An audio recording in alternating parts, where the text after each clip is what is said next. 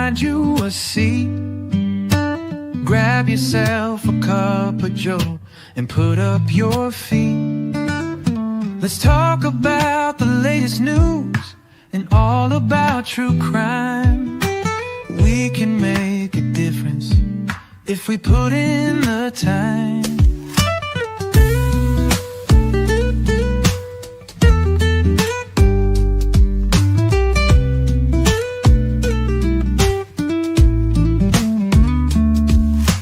Good evening, come and find you a seat. Grab yourself a cup of joe and put up your feet. Let's talk about the latest news and all about true crime. We can make a difference if we put in the time.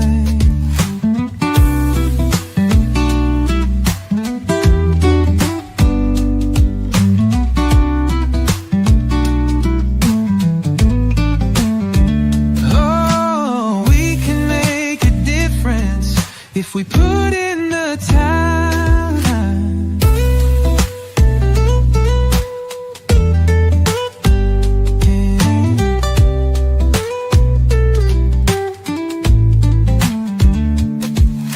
Good evening, come and find you a seat. Grab yourself a cup of joe and put up your feet. Let's talk about the latest news and all about true crime. We can make a difference if we put in the time. Good evening. Oh, hello everybody. Welcome in. Of course, I have my camera off. That's okay. Tonight we have a special episode and update on the London Valdez case. And we have a couple of special guests that are going to be joining me in just a second. I had a few technical issues. Sorry for the delay, but we got it figured out. My camera just all of a sudden said, I'm not going to connect you anymore to your computer. So, hey to my mods, Trace on the case, A to K, welcome in everybody. Thank you for keeping us covered. Tommy, welcome in. I think Tommy is like local there in the Oklahoma area, Kansas area. Liz is in here. Hi, Liz. And also, welcome, Brittany. Welcome, Rochelle. Hello. Hi.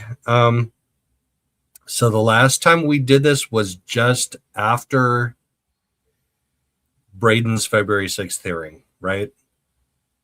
Like I just did a little live and I just like hinted at some things that we heard at the hearing. I've actually like reduced my notes. And there are some like interesting things in the notes. But the day before that, on February 5th, can you tell me what the big news was that happened on February 5th? That was the arrest warrant that Buddy Leach issued, right? Yes. For Jose. Yeah. So Jose was subpoenaed to be a witness and he wasn't cooperating. So pretty much the DA said you can either cooperate or you can go to jail. And I guess he wasn't playing around. So he got an arrest warrant on the 5th. Right. And that was the day before the hearing. Like he was subpoenaed to show up on the 6th, but the arrest warrant was out on the 5th. How crazy is that? And so like during the court, I feel like I can say this because during the court, it said, Mr. Leach said that he was going to lie on the stand. That was right. That was his stance, was he was going to lie. He just wasn't cooperating. And I feel like he made a good decision because he definitely should have like, I just makes me wonder like what would make you rather go to jail than, which exactly what he didn't want than to talk about, you know, tell your story. So I mean, right. And especially when he had already like talked to you, he talked to Liz a little bit. Like he talked to police officers here and there. He voluntarily went in to talk to Hooker PD, right? Yeah. Like at some point there in early June. And here's the thing that I'm trying to figure out about that subpoena. So February 6th was Brayden Brown's big hearing to determine if there was probable cause to hold him over for trial. Judge determined there was, but Jose was a subpoenaed witness that day. Mm-hmm. And what Buddy Leach's excuse was, well, I talked to him yesterday. He said I phone interviewed him yesterday. He indicated that he was going to lie on the stand. So I told him, don't bother to come in. But if he issued an arrest warrant for him on the 5th, tell him to come in on the 6th and arrest him on the 6th. Not the 7th, not the 8th, not the 9th. Don't try and track him down to Mexico or wherever he might flee to. Like, tell him to come in and honor his subpoena on the 6th. Right. Yeah. I don't know. I'm going to be honest. I don't know a whole lot about that stuff. So I didn't know, like, I didn't think that through. That's something you informed me of because you're smart.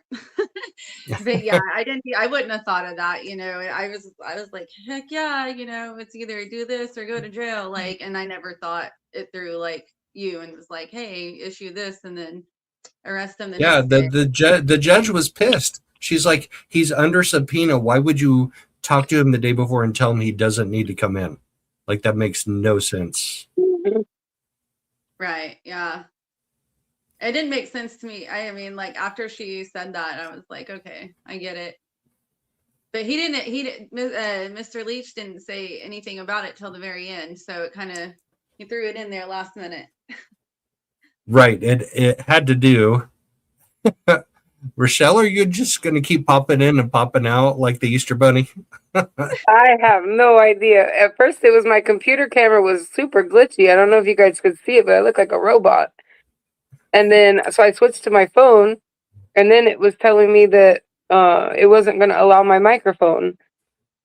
So I don't think you could hear me. And so I shut it and reopened it, and I think you can hear me now. Yep. What? Did you say something?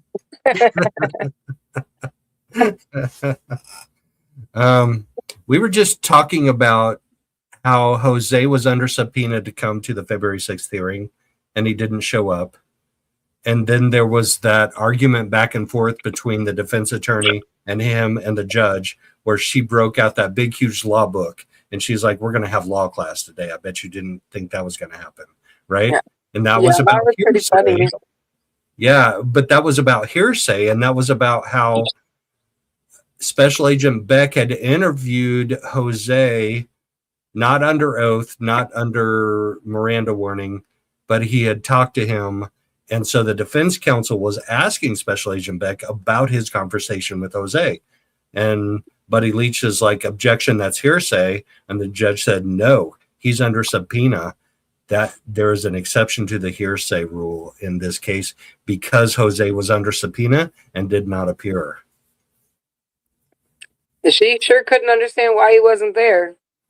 And I don't either. If they issued an arrest warrant for him on the 5th, why would Buddy Leach have a phone conversation with him on the 5th and say, don't come to court? I would be like, come to court and we'll arrest your ass when you show up to court under subpoena. I mean, at least they got him within a few days of that, right? I feel like maybe he got pissed off. Like I could see myself being like, it caught up in the moment and being like, fine, right now you can, So maybe it was more like it pissed him off that Jose was, like you said, he was talking and then all of a sudden he decided he wasn't going to cooperate the day before. So, and that really disappoints me because Jose, I feel like, was the most forthcoming one. And so, like you said, and so like it did kind of surprise me because I honestly thought that, I mean, be a witness or go to jail. I thought it'd be pretty easy choice there, but I'm just like Like what made him Yeah. choose? He did not want to go to prison. Like that was his big thing. Is like, I don't want to go to prison. I think it had more to do with that than even caring about London or anything. He didn't want to get in trouble. Right. And Well, then maybe he should have like fled to Mexico, and then we'd hunt him down there. But I mean, the fact that he was in Beaver County Jail within a couple of days of this hearing was amazing to me. Like somebody did their job, or he's just an idiot. One or the other. This is a real question. Okay, so if Brayden has court on the 24th and Jose has court on the 25th, are they in jail together? I think they are. Like I have a screenshot that shows that they both are in Beaver County Jail together. Like able to communicate and get their stories straight for the last 2 weeks, or like I'm really starting to get concerned about how open this county is, like to allowing the intermingling. Like, why is the sheriff that found my daughter's body in charge of transporting Brayden and having little conversations and watching him? Out of all the sheriffs, obviously not Johnson, why the one to have my daughter's body? Like, there's so much, like, and of course, clearly he knows the family, because at one point he went over there and chatted it up and giggled. And so, like, I don't know. It's just like, I'm getting kind of concerned about, like, why would you put two people? Co-defendants aren't supposed to be together. And like, what can we do if they did do that? Because to me, that's not fair. No, but the problem is you have to prove it, and Beaver County Sheriff's Office is not going to prove jack shit. They're not. Like they're. I mean, then they could prove that Jose was somewhere else. They might not want to prove that he was there, but I mean, wouldn't they have to tell us where he was? No. Shoot, I downloaded that app. All right, let me look it up on that app. Somebody sent me that app after the last live stream that we had. They said you can check Mobile Patrol. So there is a Mobile Patrol app that shows. Oh, now I can see it. Neighborhoods, Beaver, Oklahoma.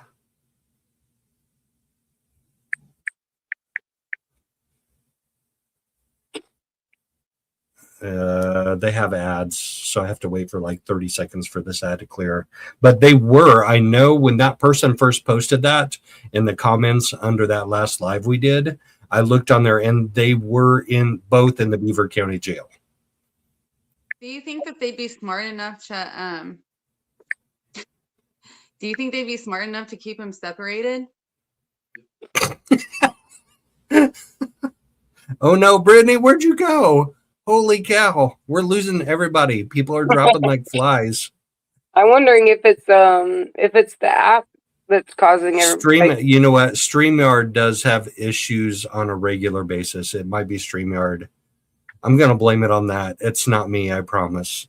There we go. She's back. Hold on. I'll add you. There we go. You're back. Oh, okay. Sorry, I gotta disappear at least one time every episode. Right. You just asked me if Beaver County is smart enough to keep them separate, and I'm like, that is a loaded question. Like, if they're smart enough, I don't know. Jose might beat him up in there. Like, I like to think, like, I know somebody. I really was impressed with the judge. I think she was very like, fair and to the book, and kept it, so I really was impressed with her. So I like to think maybe she would like help us out there. I don't know. But she doesn't run the jail, and she doesn't run which prisoners are kept in which cells and which ones have contact with other ones. So that's not going to be her. I also was impressed with her. Like Judge Abby Cash, like I wanted to show people a picture of her, and I've got a picture of her like from her 2022 campaign ad for when she like ran for judge and won. She is an attractive judge. She is. But she knows her law. Yeah, she does. She was fast. She's like Yes. pretty, but It was pretty. funny. She's like, At some points, one of the attorneys was like, "I'm gonna go to this law." She's like, "I'm already there." yep, Yeah. yep, yeah. She's like, we're gonna have law class today, and I'm like, oh shit. Said, "You didn't know I was making lawyers of you guys today." They were using something called Luigi. So I'm guessing maybe that's some type of book or something. Maybe they follow that has I think it's an online app. I think it's a law app where they can do a quick lookup of particular laws. Yeah. All right, let's look. Struggling. Do what? Since. I just said I'm not gonna lie though. I've been struggling ever since the trial. Like, it's been emotionally hard on me. It was a lot. I felt like I went back in time. So I'm trying my best. I was gonna ask you about that. Like, I know my community wants to know, and I have a very caring community, and I know they care about you and they care about London. So I wanted to ask you about your experience at the hearing on the 6th, because I was there too and I had my own emotions, but they can't relate like on any level to the emotional roller coaster that you had to have gone through. It was, I feel like there's just nothing you can do to really prepare for any of this. No matter how hard I tried, I felt like when I got there, it was like I have spent the last 8 months trying to heal, and I feel like I got kicked all the way back to that time. And it's really kind of, I'm not gonna lie, it's really kind of messed with me a lot. And there was things obviously I heard and things I saw that I wasn't ready to necessarily see. So that's kind of like, it was really hard the week after, and I'm still struggling, but I'm trying to prepare myself. It was my first experience during the trial and stuff. So, at least I got that, kind of know what to expect a little bit more. But it was like during the thing, it was just like, I was so locked in. It was like nobody else in the courtroom existed. And I was just really like locked in and just trying to soak up everything I could hear and know. And, I've been trying real hard to, keep a track of everything. And so I'm just like listening super hard. But man, when they said that, when she found that there was, there was probable cause, it was just like, I cried. Yeah. So take us to the moments before that, because that was probably the most impactful moment of the hearing for me as well, because she listened to the arguments. Yeah. The defense made their arguments and the state made their arguments, and then she had to weigh their arguments and she had to make her decision. And it was like we were all in suspense for, it felt like 5 minutes, 10. It was probably like 2. She didn't take that long to decide, but it felt like forever. How did it feel for you? I was literally sweating. Like, my head hurt. Like, I was having so much anxiety and tension and just suspense. Like, and you know how you said that they weighed out the argument. Well, she weighed out the defense's argument first, which she's a fair judge. She looks at both perspectives, and weighs that out. And so it almost sounded like she was going to agree with the defense, and it made me extremely, extremely nervous. And then then she did the state, and she just hit him with all of it. And it was just the first one she found enough probable cause was enough to make me lose it. At least there was that. And then just every single one afterwards. And it was like, right before it, I think I even said a prayer, and I haven't said one of those in a really long time. And so, it was just like you said, it was probably the most intense feeling I've ever had in my entire life. Like, I've never waited for an answer for anything like I've waited for that answer. So it was, and it's emotional for me. I know people maybe expect you to like jump up and down and like be laughing or whatever, but you know, I cry. I'm emotional about the whole situation. You know, even this whole situation's bad. You know, not only did London lose her life, you know, two young men lost their life in a sense because they didn't make good choices. And you know what I mean? Like the whole situation is sad for me. And I'm ecstatic on the inside, but this is what happens, you know? And so I'm just, but at the same time, you know, she deserves justice. So Yeah, and that's important. and you're going to have to go through this again when we get to trial.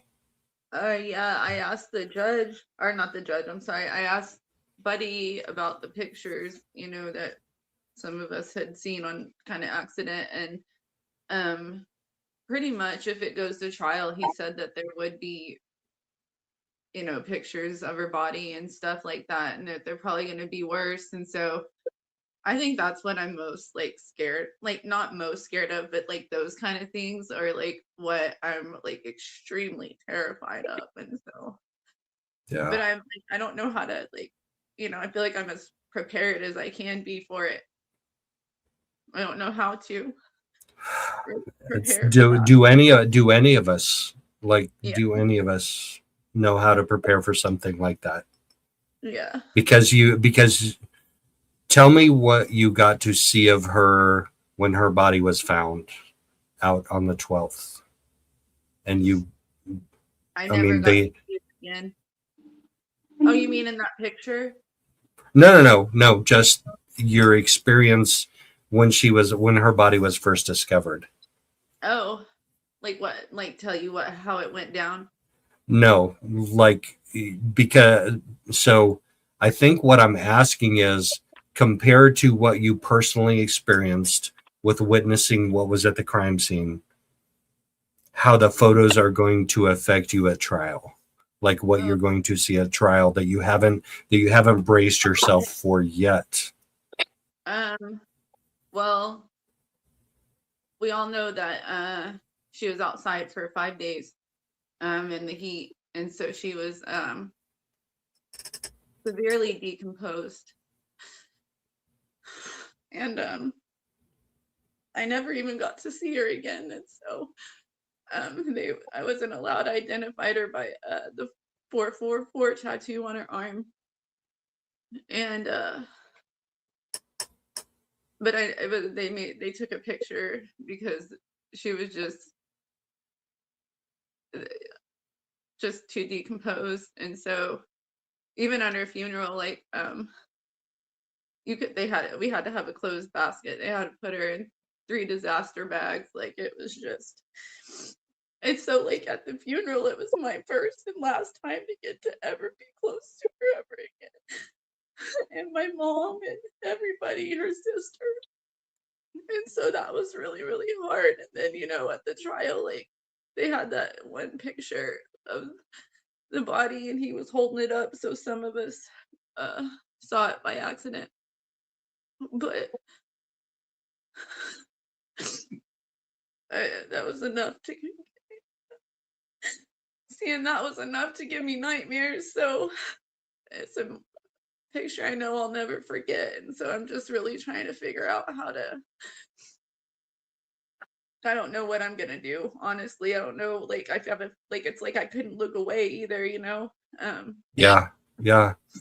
Just know you have a strong support system around you. We all love you and we wish you the best. And we're sending you all the positive support that we can. Yeah. I just know that those pictures are gonna be worse than what I saw. And you know, he tried to tell me that it goes to trial. So did you ask him to see them before the trial so you could brace yourself for them, or is it just going to be a surprise at trial? Did he indicate one way or the other? No. Maybe it is. I know my mom, but also would probably like to be prepared in some way if that's going to be in the case. You know, I really hate for that to be like I'm really stuck between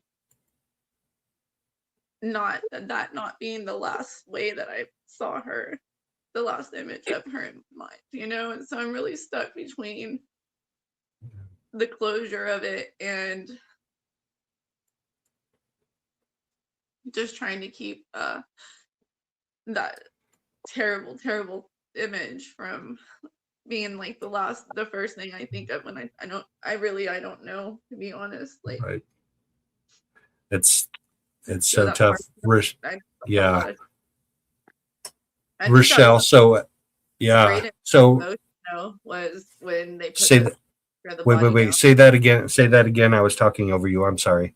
Oh, I said I think that was the only time Brayden showed somewhat emotion, though, was when he put the picture of London down. Yep.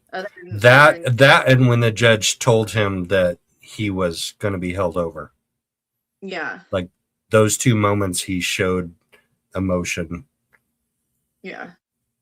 That was, it's really hard to sit there and watch him like play with his fingernails and swing in his chair, and you know what I mean? So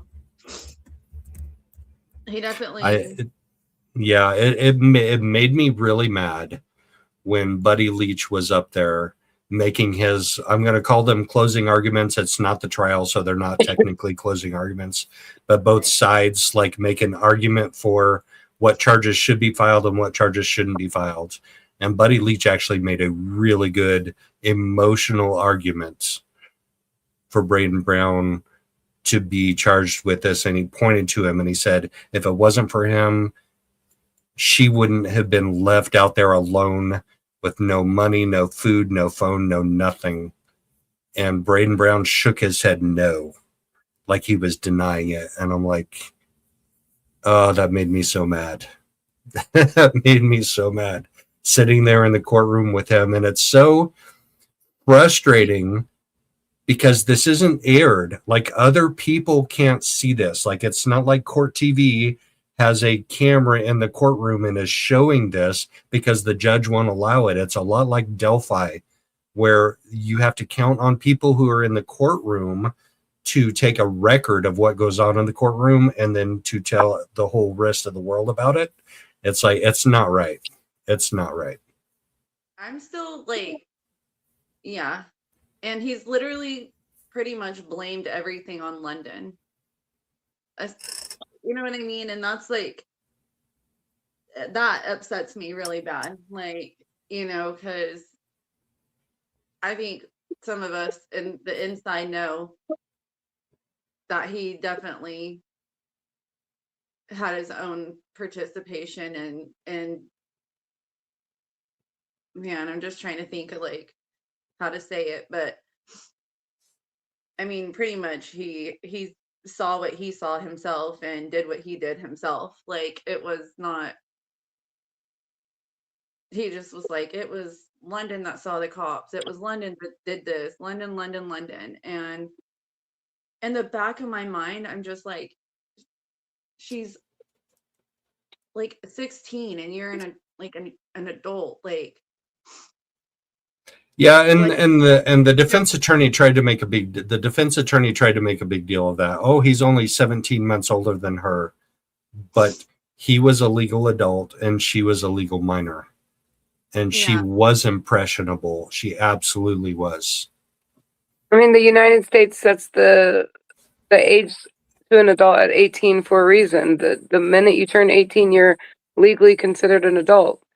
It doesn't say and or if. It just says you're an adult when you turn 18. Yeah, I think, and when I turned 18, I feel like I understood that was a moment that I could not hang out with minors anymore. I could hang out with them. I just couldn't talk to, date, party, do any of that. Like you just have a different responsibility, but it's only 2 years, but that's a lot of developmental, growth in between those 2 years, 16 and 19. Like, Yep. She was definitely, I think people, we forget about that part. Like when you're 16, your prefrontal cortex is still developing. Like was she 16 and she knows what's right and wrong? Yes. But that's also the part where at that age where you're not able to 100% outweigh the consequences like we would at our age. You know what I mean? Like of our behaviors and, you know. Yeah. Yeah. I I definitely understand the consequences of my actions a lot more now than I did 30 years ago. Absolutely do. Like we were in McDonald's line, the McDonald's drive-through line the other day, and it was after, you know, a high school basketball game, and the teenagers are driving through the drive-through and screaming and cussing, and one's on top of the truck riding on the outside of it. Like that's not something I would do now, but at, you know, 17, you think that's pretty dang cool. You think you look cool. It's like, and I don't think they were really like thinking that through. Like, you know, I just think we do a lot of stupid stuff when we're young. And Right. And so London is no longer with us because of their poor decisions. Like if that person driving that truck that you saw the kid riding on it, like would do like a wheelie in the parking lot or something, and he would fly off, you know, that kid would fly off and like crack his skull on something and no longer be with us. Like there are consequences for that. yeah. And like I said, this is my, you know, this is my thing as just like a mom, is, you know, like I don't pretend like London is innocent in every single thing. She made bad decisions, and we were trying to work with her. You know, and I was going to get into this story a little bit. I don't know when you want to, because, but I have ADHD. You guys got to keep me on track here. Is that we were working with her. We, you know, I get a lot of comments of, well, they shouldn't have been letting her run all over town, and they should have been watching her better, and this and that. And what people don't see, and I get it, a lot of the times, you know, there's parents that are not great parents. And this was not one of those cases. Like London had a family that loved her very much, and we were trying really hard to help her redirect. London, you know, had hurt in her heart, and that affects people differently. And, you know, alcoholism runs in my family, and it was just a bad connection at the time. And, but, you know, we were working with her, and like, I always just like think, you know how hard it is to help your 16-year-old try to stop this when you have grown men enabling her and providing her this stuff. Like it was like really, like I wish that people would also be aware of how many adult men are being predators towards young girls. It was like we couldn't get it, guys, to, you know what I mean? Like it's, I don't know how Yeah, to say. let's look at that then. Let's take just a little mental break, and I'm going to pull. Can I interject something real quick? Yes, go ahead, I just Rochelle. wanted to preface for Brittany, like I wanted to preface like the importance of what Brittany is saying. These aren't grown men, like, you know, somebody's dad is letting the kids party together and the kids are partying with each other. No, these were grown men that had sexual ideas about the 16-year-old that wanted to gain something sexual from her, so they were providing alcohol. Like these are real true predators that we were fighting with London. Like how do you fight that when you have no help? You can prevent the kid from going to places, you can prevent the people from coming, but you can't prevent them from throwing it over the fence. Yeah, like I do, like with as this is coming out, this is something that's humbling for me, is that my life has become very public. My deepest, darkest secrets are and my daughters are being exposed to the entire world during all this, and I've read some awful things, I've heard awful things, like, and if our story is going to come out, I'd rather it just come from us. Yeah. I don't want to, I'm already starting to hear, things that are accurate. And if, you know, if it's going to be told, because I want to be transparent, I want to show people I'm a real mom that was trying and I needed help and I couldn't find help all the way from the very beginning. And, you know, I want to show like just bring, you know, just really like bring some awareness to things like the lack of rehabs for teens and substance abuse programs, and the way that I feel like some professionals handled things, and like, you know, and so, you know, I've decided, you know, I'm just going to be really transparent and honest about our lives, and hope that people can just see me as a human and a real mom. I know there's more moms out there that just wish people would help them instead of judge them, and so I don't know. Yeah. It's just like, I don't know when you want to get into that, like, you know, because you know, I do want to just kind of tell our story a little bit. So I didn't know like when you wanted to do that part, but don't let me We're take ready over. to tell it whenever you want to tell your story, Brittany. Like, do you want me to play that 911 call that Randy had? Yeah, we can play that. All right. And then you know. All right. Yeah, I got to bring it up. So sometimes when I play an audio file directly, it doesn't play on StreamYard. StreamYard is funky that way. So I'm going to try it once. And if it doesn't work, I'm going to have to go like import it into YouTube and then play a YouTube video of the audio file. But I'm going to try the audio file first. Okay. So I submitted a public records request to... Come on, where's my mouse? There's my mouse. Okay, I submitted a public records request to Woodward PD. And on June 5th, which is the day that London walked out of her home, but this was later in the day. This was like 10, 11, 12 hours later after she left home in Hooker. Randy, who is her grandpa, called Woodward PD. And I got... call from Beaver County. So like coincidentally, and this is still weird to me, he got a weird phone call from Beaver County. So we actually called Beaver first.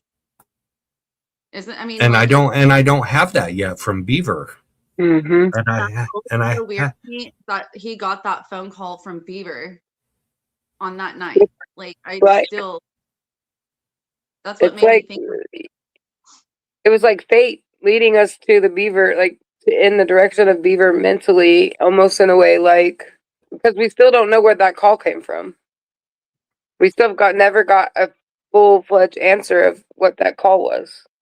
Randy had said something about DHS and his niece, or I don't know. I don't want to put anyone's business out there, but I really don't know if like there was ever a for sure answer. Like, there's just something weird about it. Like, so. Okay, so tell me if you can or can't hear this.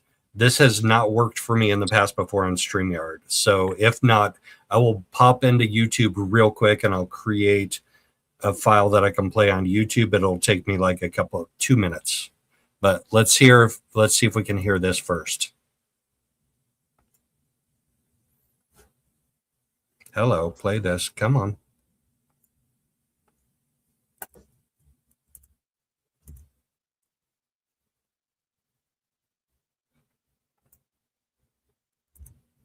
Can you hear that?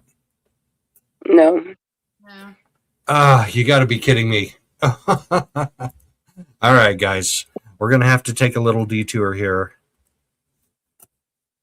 StreamYard does not play well with Windows Media Player, so I'm going to have to go into YouTube. I'm going to have to create a video. Well, while you do that, I wanted to, there's a couple people in the a lot of people have been commenting, but Jessie, I think she said from Canada, says that they've lost a lot of young girls in Canada because of lack of resources for teens with addictions. They don't want to put them with the adults, so they just end up doing nothing. And I think that resonates a lot in this situation because Oklahoma has nothing for teens. Yeah, and that's something I wanted to touch on during it's just kind of how this whole situation ended up. Mm-hmm. A lot of people are asked, why was London and Hooker? And, I'm just going to answer that from this. Like, so there's a.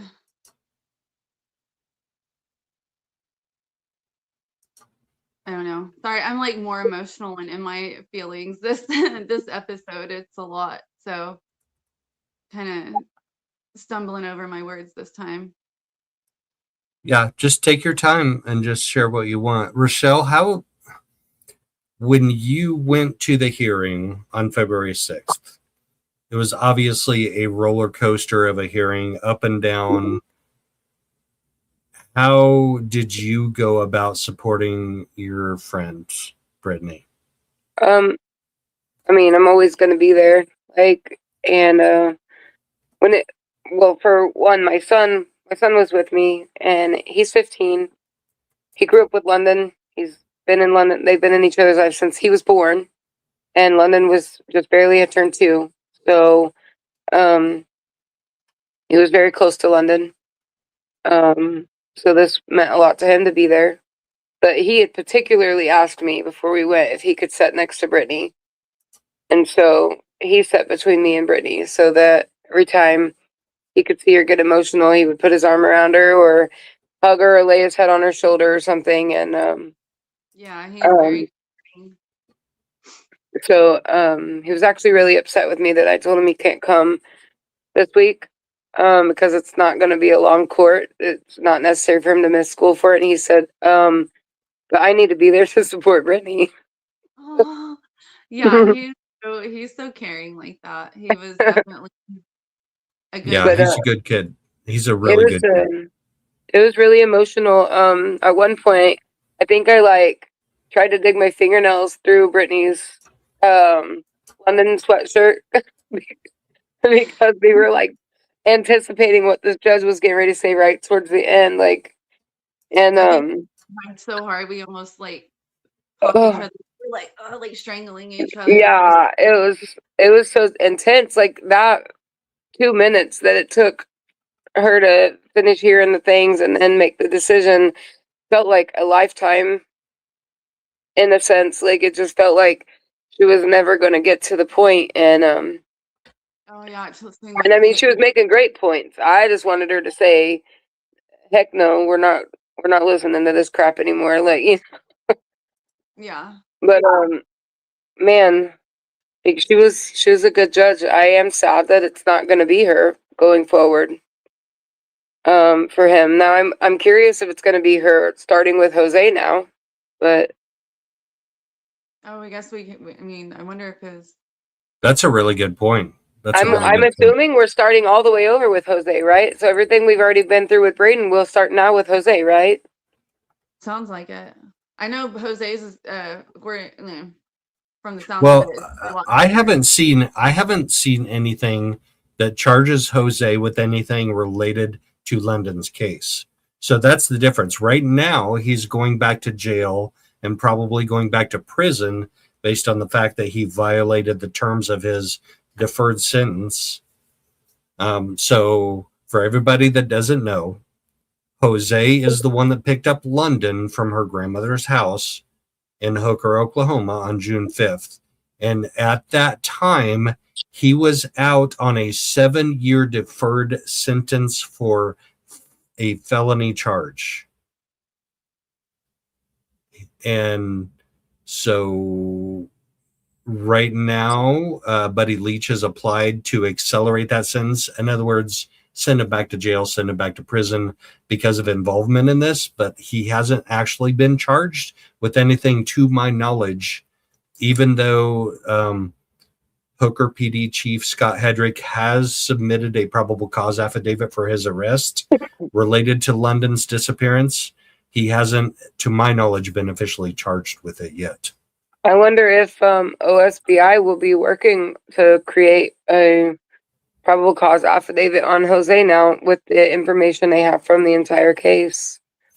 They should, in my opinion, but they may do the whole, Hooker PD Chief Scott Hedrick did a PCA. We're going to be good with that. We'll just let that go. But it definitely should be a part of the same investigation, because we have the phone pings with Jose, and London was like tethering to his Wi-Fi hotspot that whole weekend. So we know where his phone was. That came up in the hearing on the 6th, right? It was Brayden's phone. She was tethering off of Brayden's phone? Mm-hmm. Yeah. Oh, okay. I heard that wrong He then. wanted to know how she knew that, because I mean, I threw him off. The defense asked, well, how do you know London was with him the whole time? Well, London wasn't supposed to have a phone, and kids, they get phones everywhere these days, and so she didn't have a carrier service, and so she had to use his hotspot. And when you use his hotspot, it turns on the other person's location. Right. And that she was with him.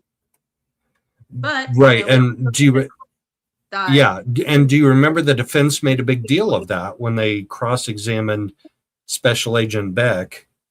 They said, how do you know that London's phone was there? Because she didn't have service. Her phone doesn't ping off of cell phone towers like their phones did. And he said it's because she was tethered to one of their phones. I thought he said Jose's, but it could have been Brayden's. Either way, her phone tethered off of their Wi-Fi hotspot. I'm sure she used both of theirs. Mm-hmm. When she wasn't with Brayden, I'm sure she used Jose's or whoever was available. And I could argue, okay, because I found out myself that it was Brayden's phone that was found close to London's body. So even if she had his phone, why wasn't her phone there? So I really don't think she had his. He dropped it. That's my allegedly. That's my. Yeah. Yes. We need to wear those hoodies this week. Yeah. Allegedly. Okay, so let's talk about that. Because I was going to go over the hearing point by point, which is going to take us 2 hours to do. Yeah, because I know. they're I threw track of the call and everything. I get so much on my mind. But let's talk about the bombshell about whose phone was found within 50 to 100 feet of London's body. Yeah. Yeah, and I was under the impression it was London's phone, but this was something I didn't know. It ended up being Brayden's phone they found. It was Brayden's phone. Special Agent Ryan Beck testified on the stand that Brayden Brown's phone was found within 50 to 100 feet of London's body on the 12th. How do you explain that? Especially when you have messages from Brayden after the fact, before any of this came out, that him saying London couldn't have called for help because he knew she didn't have a phone. Yep. Wait, what? Say that again? Yeah, I have messages from Brayden talking about how London couldn't call for help because she didn't have a phone. Brayden. So how did his phone end up 50 to 100 feet from her body? That's on June 12th. That's the stuff that makes my mind start all the way back over again. Yeah. Yeah. I didn't know about the socks. And one sock was found on one side of the road and one sock was found on the other side, right? Yeah. It sounded like according to what they were saying. But there's no footprints that show, so they're following these footprints. So I guess I don't get it, because there was no barefoot footprints until the very edge, which was just her toes, no full footprint. And then, but you're telling me her shoes were right there, and then there's a sock on one side of her body. How far did they say it was over there? There was one on the east side, and then there's one on the west side. So how did her socks get on two different sides of her body why would she have walked this way and then came back, walked this way, and then came back again? I understand the hyperthermia and the thing, what is that called? Paradoxical undressing or whatever. Undressing. Mm-hmm. Yeah. But I mean, the Yeah, footprint, if they're so set on the footprints, then where were the footprints leading to the other sock that she took off on the other side? Like, as far as I knew, there was like, say her body was like right here.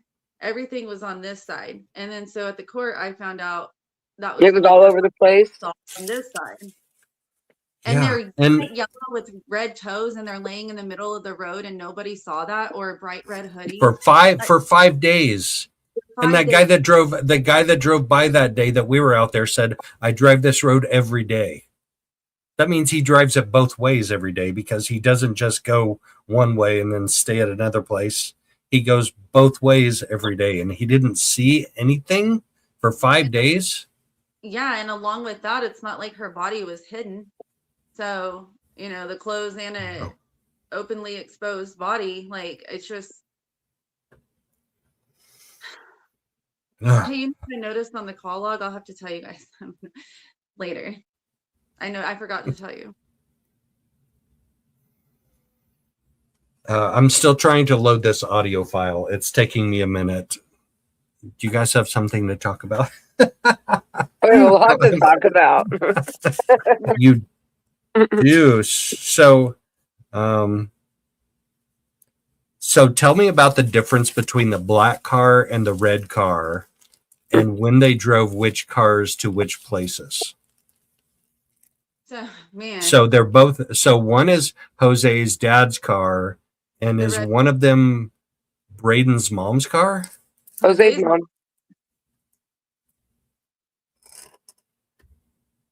Where supposedly Brayden's phone was found or left in her bag is what the story was. But then sorry, there's so much stuff. It's one of the stories of her bag and her phone. Mm-hmm. Mm-hmm.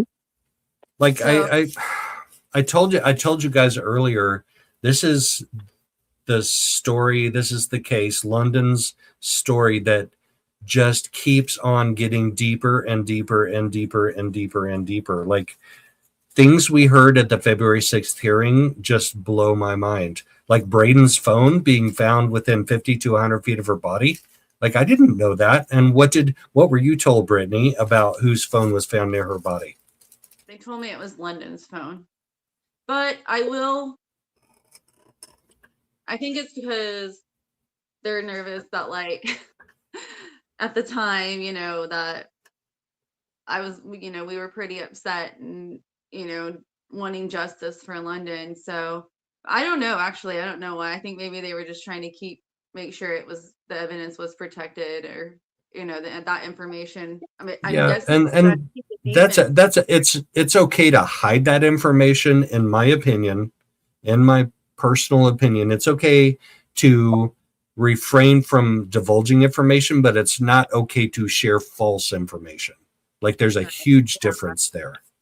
Yeah, well, I did ask a lot of questions and wasn't going to leave without an answer. So I don't know. I agree. Like, that was kind of crazy to me. That's one of those things that threw me off, this whole time. I thought it was London's phone, and then it turns out it's Brayden's, and I didn't know about the socks. And okay, so let's talk about the fact that was Brayden's phone. OSBI Special Agent Ryan Beck testified on the stand that was Brayden's phone, found within, he estimated, 5,200 feet of London's body. How did it get there? So either she has it with her, right, when she leaves the SUV and walks off a half a mile, 3/4 of a mile to the south, and just like, yeah, right? Someone come pick her up. Yeah. Yeah. Did you notice that he said that Brayden had called her and only sent like 2 messages or whatever? How did he call her? Right. It was 4 messages. Oh. He messaged her 4 times after she went missing. How did he do that if she had his phone? Yeah. At what point did the phone actually get there? You know what I mean? Like, so. Or she. How many phones does Brayden have? I mean, were they all taken? I don't know. I just find it weird that how was he able to call her that many times? And then the phone was also found there. So, I mean, I mean, I assume and I hope, like I try to have hope in the people that are educated in these things, that they have thought about those things, and I'm praying that there's going to be so much more evidence that is presented at the trial that we don't know about yet, and that it's all evidence that me and you'll probably look at each other and be like, oh my God, we said that, or that's what Liz said, or something, like, 'cause I feel like we've already played this entire court out in our heads and enacted it in our minds 1,000 times. Okay, well, let's go down that road a second. And I'm still uploading the audio from that 911 call on June 5th. So on the stand, the interesting interview with me, testimony to me, the most interesting testimony was Under Sheriff Jason Johnston. I felt like you were about to say that. Yeah. That's the shoe that's gonna drop if it's my channel. So there were a lot of bombshells that were dropped during his testimony. One of them was, I didn't even know if we were in the United States anymore. It was so crazy. Like, you could have told me we were in a completely foreign country at that moment, because the law just didn't seem like it applied any longer. No. Yeah. So he gets a call. He's getting dressed. He starts his night shift at 10 o'clock. He's getting dressed at 9:30. He gets a call. They say, go check out this suspicious character out on this county road at about 9:30. Gets in his car, goes to check out. It ends up being Brayden Brown that's at the house of a local landowner. It's actually the landowner's or the resident's son that calls it in. Yeah, he was at his mom's house. And yeah, right. He calls it in. He says there's this suspicious guy that's out on the road. Jason Johnston shows up. One of the bombshells is he's not alone in his car. No. This one is one of the ones that threw me off the most. Yeah. Was his partner in the car with him, Joe? Well, in a manner of speaking, but not law enforcement partner, no. And what's interesting is we didn't learn about this through direct examination. We had to wait till cross-examination by the defense attorney to find this out. The defense attorney said, so were you alone in the car with Brayden Brown when you performed this interview? And he said, no. Under Sheriff Jason Johnston had his wife along with him for a ride along that night. Ride along. Anybody them to say something completely different than his wife. Mm-hmm. I don't think he thought the defense was going to act in that. Like, the look on his face changed. Right. Quick. Okay, so what's interesting about that? What struck me about that personally is that the prosecutor, the state, did not ask him about that at all, did not ask him about anybody else being there. So that means the defense attorney got that information from Brayden Brown himself, right? He was questioning his client, and Brayden Brown said, okay, yeah, he picked me up out at this farmhouse out a little bit west of where the truck got high centered, and there was somebody else in the vehicle. There was a lady in the vehicle with us. Oh, but he knew. Brayden knows them. So. Right. Yeah, whatever he said. But something else that Brayden said is of very critical importance in this case and will become very critical in the trial. Brayden Brown said, I told him there was a gal back there at the vehicle and to go back and look for her. Brayden Brown said that to Special Agent Ryan Beck. And then, do you remember when the prosecutor asked Jason Johnston, well, if Brayden said that, you didn't hear that? What did Jason Johnston say? He's a liar. Mhm. right? He said, never if told me that. Yep, he never told me that. He's a liar. So who do we believe? Who does the jury believe when it comes Yeah. down to it? I hope. Yeah. I would like to hope to think the law enforcement, but then, when they drop it on you that he took his.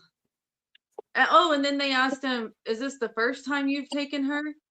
No, she's went on ride-alongs with me. That's not a Yep. ride-along. That's taking your wife to work with you. That's doing a little hanky-panky in the back of the squad car at 11 p.m. That's what I said. You can No call wonder it he was getting dressed. He was getting dressed, but he wasn't getting too dressed, so it'd be too difficult to take off at some point. Yeah, that was crazy. Yeah, and remember when he testified about the pat down? About the what? The pat down. Did you search him? Mm-hmm. So he told the state one thing, and then he told the defense attorney something else. Which was, I don't remember. I think I did. No, he kind of, yes. He told so this wasn't Buddy Leach, this was Parker Olmsted was direct examining Jason Johnston. And he said, "Did you pat him down?" Yes. Didn't find anything. Did you find any keys? No. Didn't find any keys. When the defense attorney cross-examined him, he said, "Oh, there may have been a phone there." Do you remember that? He said there may have been a phone. I'll tell you right now, there wasn't. Yeah, but to change his story up between direct and cross-examination, I mean, that's so frustrating. That's a whole nother battle. That's gonna blow the mind.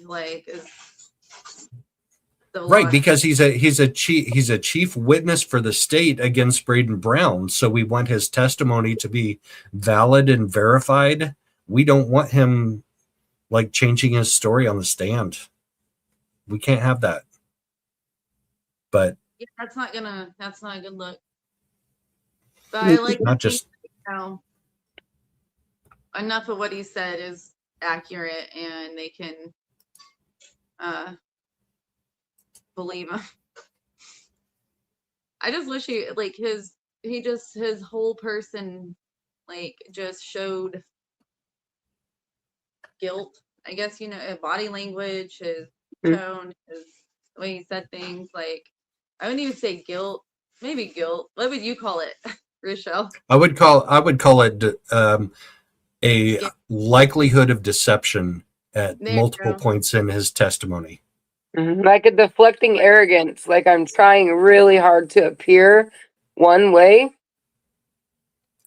Well, stuttering and stammering he did, and over-explaining he did, and those are two indicators of possible deception. I'm not coming on here on my channel calling him a liar. I'm just saying, once I get the transcript from that testimony, and it's going to cost me like $700, I have a friend that is a word analyzer that looks for indicators of deception in people's spoken and written word, and I'm going to have that analyzed. Heck yeah. And I'm like, I strongly believe there are indicators of deception in his testimony.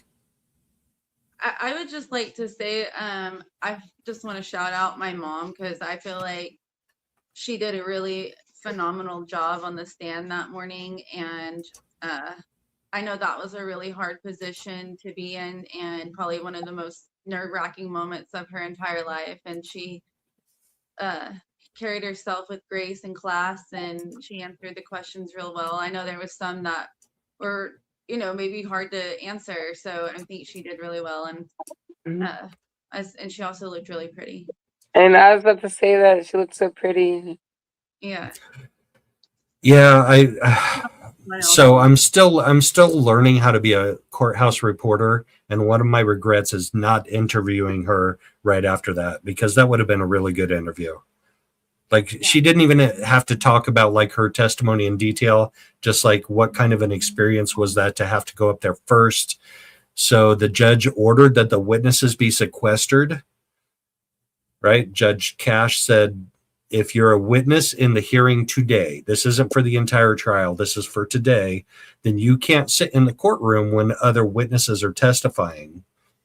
So your mom was lucky that she was the first witness called, because then she was released and then she could stay in the courtroom for the rest of the time. Yeah. But she deserves yes, to be there. So absolutely, she needed to be in there. There is a victim witness exemption, and I don't know how Oklahoma applies that, but the law enforcement officers were also allowed to be in there for all of the other testimony that wasn't theirs. Like, is that right? Like, if you're sequestering witnesses and two of your witnesses are law enforcement officers, like Robbie Wayman was one of them, he was not in there, but Under Sheriff Jason Johnston was in there. Not only was Under Sheriff Jason Johnston in there after he gave his testimony, he was in there on duty. Yeah, he went in there as a sheriff to keep the place under control. Yeah, he came back on duty, which I think is crazy. So now we have Sheriff Scott Mitchell and Jason Johnston in there, who are both, I would say, involved. Like Scott Mitchell, he found London's body. Like, let me get back with you guys on that one. But to me, it's just really, really like alarming to have Scott Mitchell chauffeuring Brayden around when there's literally, I saw like how many other sheriffs in there. I know there's a lot. Yeah, he's really nice and he's really awesome. But why isn't he the one over there? Like, I get it that he's the sheriff, but I just, with the fact that he found, I don't know, I guess, but Jason Johnston, I don't feel like should have been able to be in there as an officer. There's other people that could have been in there. There was other people in there while he was in the back. So. Right. And he had his body-worn cam on the entire time too. So like the judge issued an order that said nobody is to record in here except for my sworn court recorder. But Jason Johnston was in there the entire time with his body-worn cam on, recording the court proceedings. I never even thought of that. Yeah, that just now came to my mind. Like that was a violation of the judge's order, but maybe there was a higher order that said, Under Sheriff Jason Johnston, you need to keep your body-worn cam on at all times for protection purposes for the department, for liability purposes. And to preface the body cam that Jason Johnston was wearing, for anybody who isn't familiar with small towns in Oklahoma, they did not have body cams in June when this happened. They didn't have cams in their vehicles when this happened. And now all of a sudden Jason Johnston is now required to have both. So we have no idea why. We can't say that it's because of the situation with Brayden in London or not, but they told us they couldn't really afford him down there. That's why they don't have him, because it's small counties. So I feel like they afforded at least one and scraped up some pennies just in case. So I have offering at the church.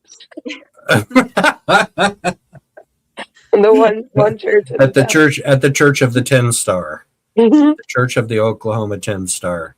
I have an Axiom body-worn cam, and it honestly, I think it cost me like $180.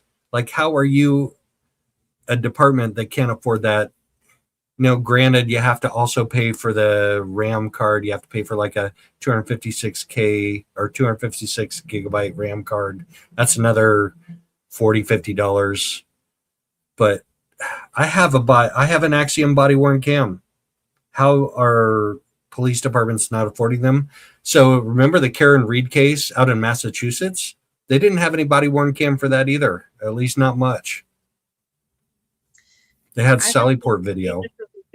Maybe like a good wake-up call for maybe why I don't think these this intense of situations happens down there often. I know we've had a few, so I don't think that they've always ever felt like it was completely, I don't know. Texas County's been in trouble for some shady stuff for a long time. So I don't, maybe that's the reason why. Honestly, I thought police officers had to wear body cams these days. I did too. If for nothing more than to protect themselves. Did you Well, figure it out? was. I thought I heard it playing in the background. I have it. I've got it downloaded. Now I have to find what folder I saved it to. I'm gonna We're almost there. over here and grab a cough drop. My throat is scratchy. But it was reassuring to me. So Special Agent Ryan Beck was the fourth one to testify, right? Because we had Liz first, and then we have Robbie Wayman, and then we had Jason Johnston, and then we had Special Agent Beck. And it was reassuring to me that he recorded both of his first interviews with Jose and with Brayden Brown on audio, right? And then his second interview with Brayden Brown was video and audio recorded. Mm-hmm. So someday I hope we get to hear interview, those. I think the reason that the second one, and this just came to my mind, I think the reason that the second one was video and audio is because it was already in the jail. Yes. Yeah, he'd been arrested on his misdemeanor charge of domestic violence with his dad and drug paraphernalia, whatever it was. He was currently in jail when Beck actually arrested him on the charges for London. Right, but Beck said he did the right thing. He Mirandized him before he interviewed him. So the first interviews he did, these are important points. So the first interview he did with Jose and that he did with Brayden were unofficial interviews. They were at the location of wherever he found them. He said he interviewed Brayden in an alley in Woodward, Oklahoma. So near his mom's house. They're in an alley. But neither of these guys is in custody. They're not under arrest. They're free to leave at any time, and they don't have to talk. So that means if they do say something, whatever they say is admissible in court. And that was the first interviews. And then the second interview he did with Brayden Brown on October 30th, when Brayden was already in custody in the Beaver County Jail for the other thing, for the misdemeanor. He did Mirandize him then. And apparently Brayden still talked then.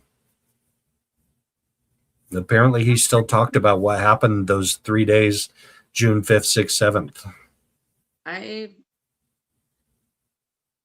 have, Brayden's talked about it several times, and the story's different every time. And when this is all over, I'm gonna tell everything, like everything my friends be getting. Like I don't want to say too much there, but like I have a lot of stuff, and so it's just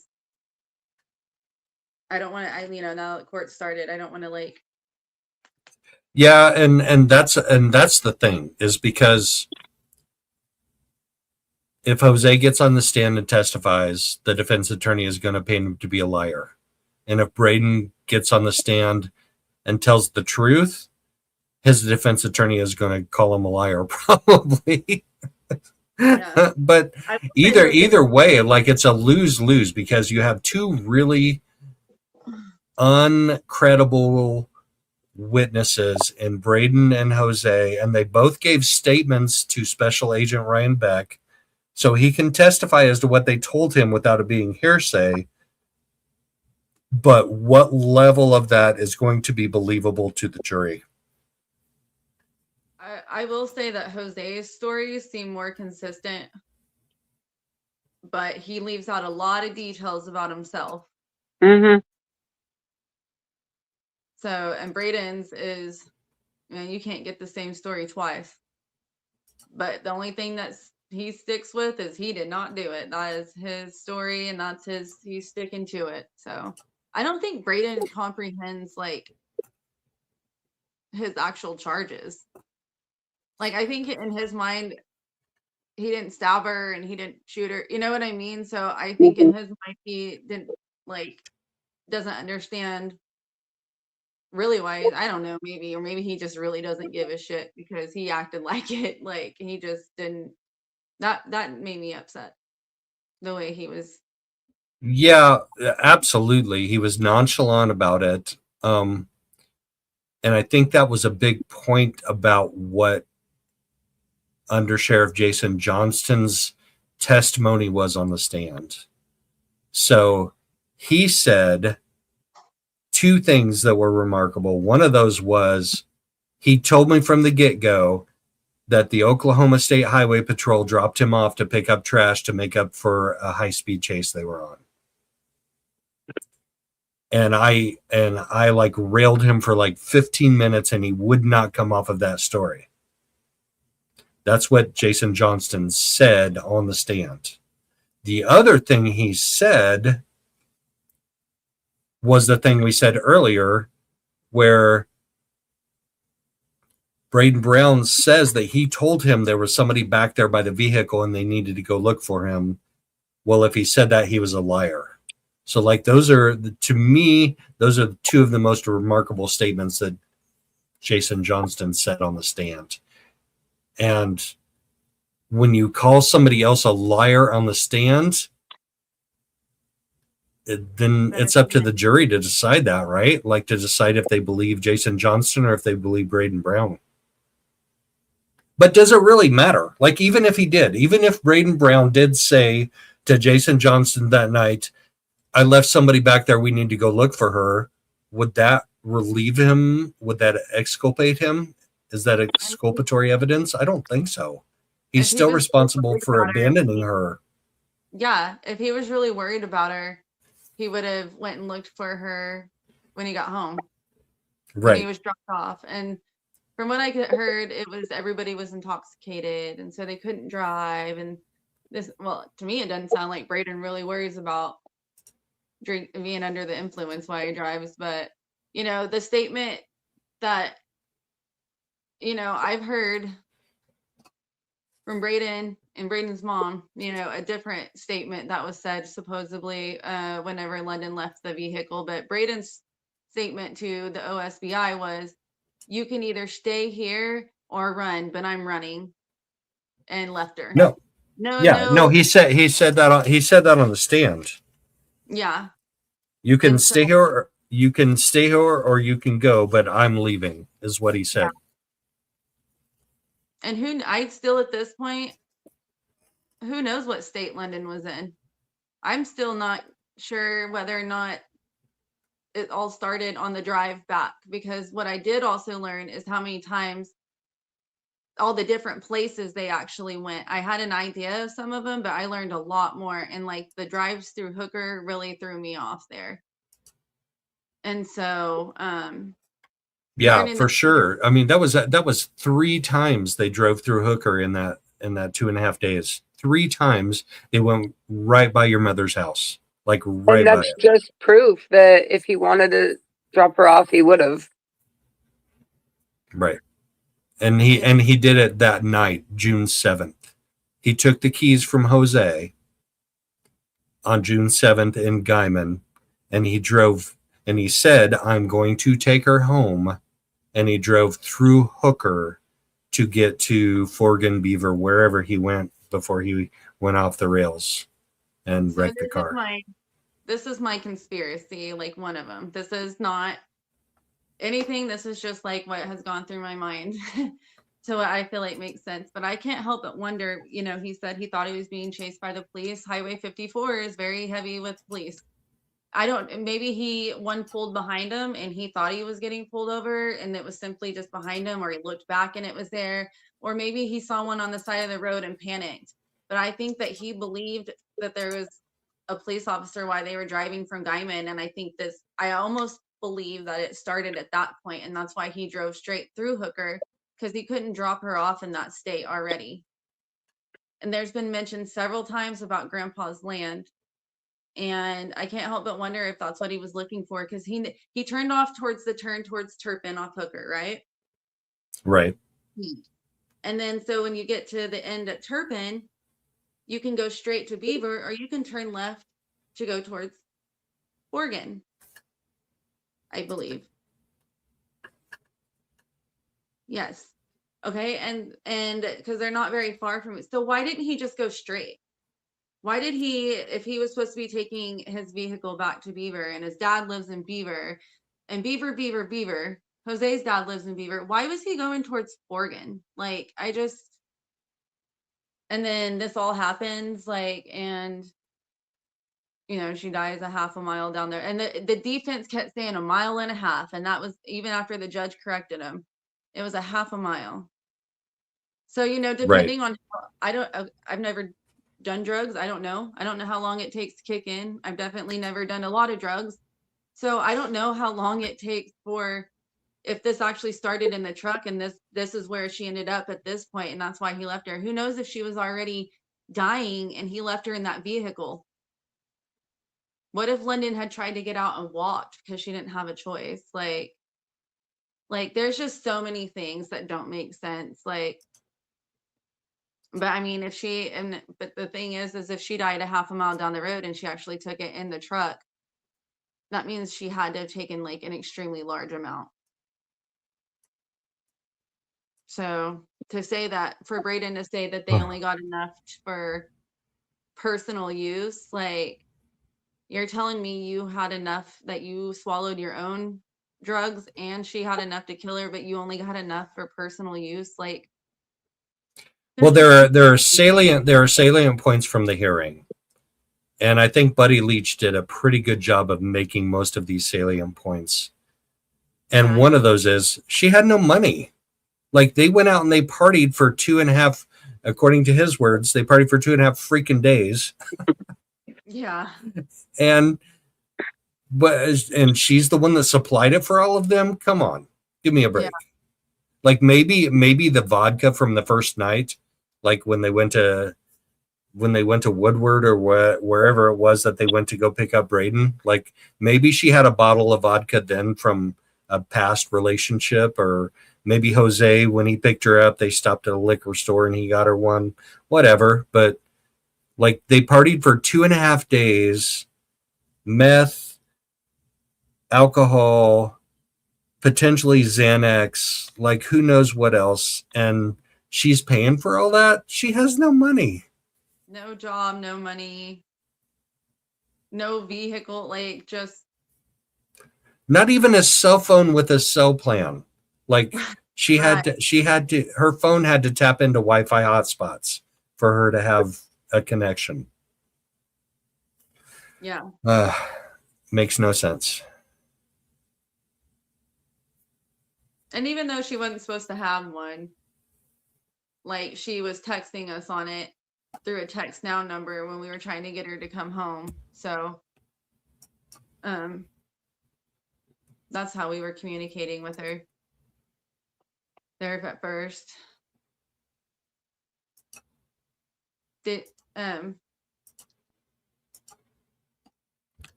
mean, I almost have Randy's 911 audio picked up here.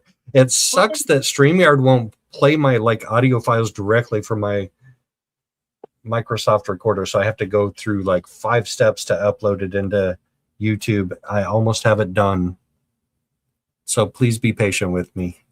Yeah, no, you're fine. I can always talk about what I was wanting to talk about, like when you were going to play it, which, just like a small part of like how this all started. Absolutely.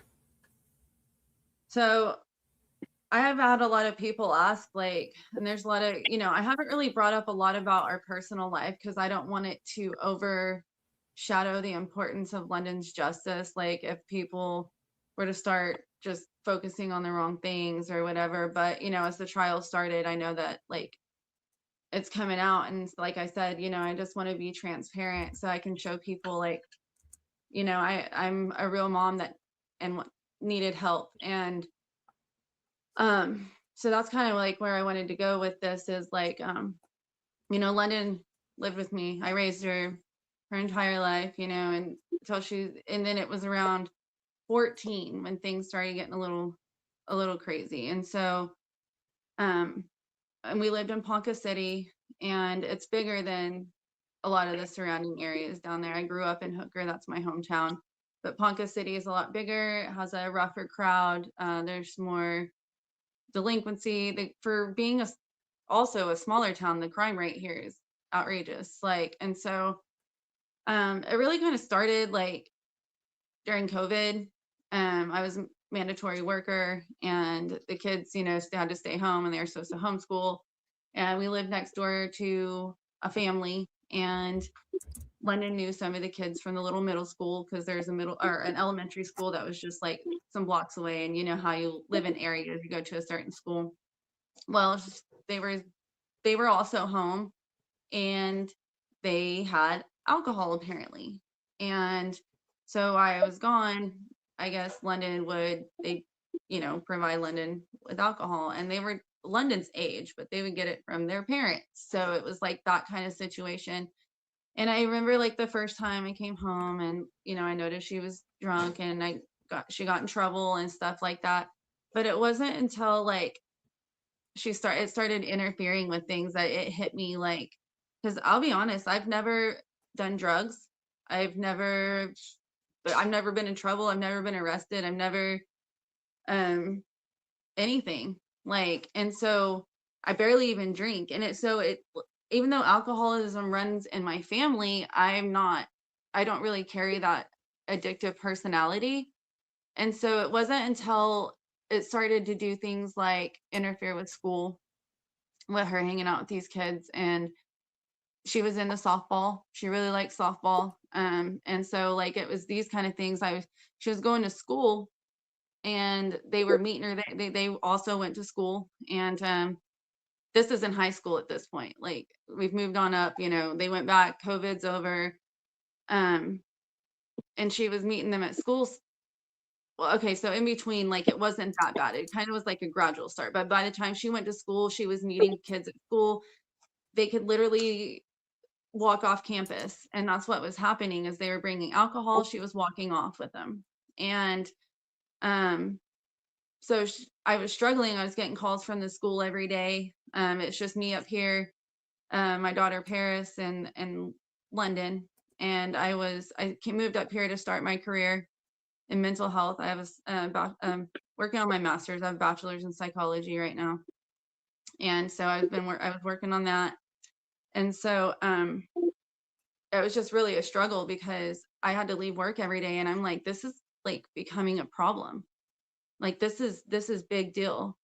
And it never crossed my mind, until I started thinking like, oh my gosh, like this addiction runs in my family. Like, and I'm noticing these patterns. Like, it just didn't cross my mind at first. I thought she was just, you know, being a teenager. We've all snuck into our parents' or grandparents' liquor cabinet once, or, you know, or whatever, you know, maybe, you know, just experimenting or something. Like, and then I was like interfering with like softball. And so she ended up eventually, she got in trouble for some of that stuff. And you know, this is where she got in trouble. And down here, like, you don't get away with like as much, apparently, because they put OJA on her real quick, which is Oklahoma Juvenile Affairs. So she had to write a apology letter to a police officer, because she tried to run out the door, and I called her in as a runaway right away, even if she was just down the block, because I wanted her to know, like, I didn't want to start that behavior. You know, we're gonna have to do something different. And so she got in trouble. I was hoping to learn her lesson and stuff like that. But her OJA worker is really where I feel like the lack of support came through for me. She shouldn't have been my OJA worker in the first place. We worked together at the children's home when I first moved up here, and she didn't like me or my kids. I requested a different one from the OJA director, and I wrote him an email, and I never got one. I really wish at this point I would have pushed it a little further, because this is where it started going down. Like, right away, the messages were hateful. The very first message I got was pretty much said, why are you letting London run around town getting drunk and stuff like that? And I was like, excuse me? Like, letting her run around? Like, oh my gosh, this is like a theme with you. Like, Buddy Leach did almost the exact same thing. Well, and I think people have this immediate, and this is, kind of what I want to raise awareness from, is that they have this immediate idea that this person's parents are probably on drugs and let them leave whenever they want and gone and this and that, because, in some situations, a terrible household can lead, to that kind of stuff. But, I was genuinely asking, like, what do I need to do? And she had community service. Like, she had to do the little stuff, because she had gotten a little bit of trouble, write an apology letter. She had to do a little bit of community service, and we had to do like a little first offenders class. And so that's the very first thing she said to me. And I was like, I'm not letting London run around. Like, I was like, I'm actually really needing some help right now because I'm trying to figure out how to not lose my job and go get London from school every day. And, trying to help her like get back to this place, like where she needs to be. And the whole thing, like, if like I read them to you, they're awful. Pretty much like by the end of it, I just didn't know what to do. I was like, what am I supposed to do? Like, if, and she's like, well, she said, you need to figure it out or you need to just stay home. I was like, and what, not work, quit my job? Like, I need some direction here. Like, that's not a realistic, like, option. Like, is there resources and is there programs? And this is where I started realizing, and this is something I wanted to raise awareness of, because this is really where I feel like I could have really used some help. There are 0 teen rehabs or substance abuse programs in Oklahoma. None. And there's people confuse inpatient with rehabs. Inpatient is for people who want to hurt themselves or having like harmful behaviors. Like, so this is the thing, around here, because there is no rehabs or anything like that. My suggestion was I considered a Meadow Lake, which is can be a residential mental health program. I literally, like, London had to say she wanted to hurt herself just so we could get her. Here's the thing, London wanted to stop too. Like, this wasn't just, and I know it sounds crazy, but London was not proud of like this at all. Like, and so she voluntarily went in there, and then but insurance will only pay for 90 days. So in between this, I'm asking this lady, I told her, she said that the thing I needed to do was send her inpatient. I asked her, I said, do I send her inpatient since there's nowhere? She's like, I think that would be the best idea. So during this, she was just very rude to me. During this time period where London's in there, I'm asking her, what do I need to do? And she's like, is she done with her community service? I was like, she's inpatient. Like, no, like, that's all it was. It was, well, she still needs to make sure she does that when she gets out. I'm like, I understand that, like, but I'm asking for like more help, like, is there programs? Is there something I don't, like a substance abuse program in Oklahoma anywhere? I looked up rehabs out of state. It was like $90,000 for 30 days for a teenager. I looked, and I looked. Teen Challenge is one of the only ones, and you have to have, even if you qualify for their like to be able to make payments while the kid is there, you have to come up with like a third of it up front, which is like $15,000 to $20,000 off the top that you have to have before you can even send your kid. And then and then I think it broke down to like $4,000 or $5,000 a month payments. I can't, I'm a single mom. I can't even afford anything like that. And so I just was like, and that's a defeating, like, money rules the world. If I would have had money, I would have been able to put her in rehab and maybe got help. But I didn't. And so, So we're gonna have to put this out there. And I texted this to you earlier this week. But someday there is going to be a London Valdez Memorial Teen Rehab Center. We're gonna do that. We're gonna make that happen. Yeah, that's definitely, I want, and that's where I want to bring in like justice beyond the drug and stuff like that. Yes. Because, yeah. I really feel like there's some things and changes that needed to be made. And maybe if there was a rehab here for teenagers, she could have got some help. And that just doesn't make sense to me, because why wouldn't we want to help our young adults before they grow into an addiction? Like, why wouldn't we want to try to help their future before it gets Okay. there, So, Let's talk about justice beyond the drug then. Let's okay. talk about this. Let's talk about your dream and your hope to Well, make something positive out of this. Yeah. Hooker real quick. Okay, so London gets, in between this, I'm asking this OJA worker, what can I do? What can I do? And she's like, I don't know, but you need to figure it out. And that's all she kept telling me, is I need to figure it out. And I asked her, I said, should I let her go stay with my mom? I said, I'm from a small town named Hooker, I'm from a small town named Hooker. I was like, do you think a change of environment and just getting her out of Ponca City would be the best thing? And she was like, I think that would be the best idea for a while. Like, just made me feel like crap, like I had no control. And so also London, a lot of people don't know this, but London was on IEP. The thing that London struggled with, and that was comprehension. So not only did London struggle with this, a lot of people don't understand, like when they're like, she's 16, this and that. London struggled with comprehending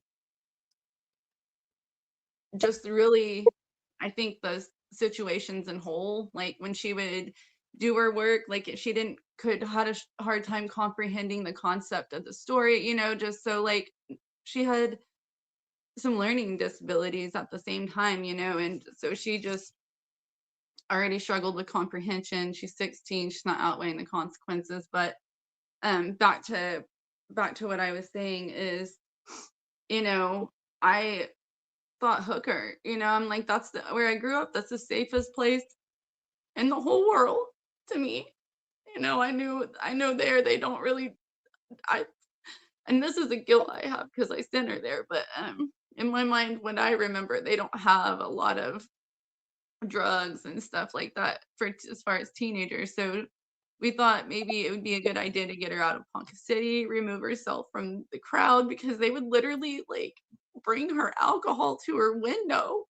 It was like I had to like watch her all the time, and it was just getting crazy. And so like I wanted to save her, and this was literally one of the hardest decisions I ever made. I let her go stay with my mom. So it was just supposed to be for till the end of the semester. We were going to try to get her in a small school, help her get her school back up, try to get her back into softball and stuff like that. And thankfully, I have an amazing mom that loved London, and she offered to let London come down there and stay, and it was supposed to be temporary. So I think people are confused is like, I've always, been London's legal guardian. My mom had temporary guardianship and stuff like that. And London lived with my mom, and she loved London a lot. London loved her a lot.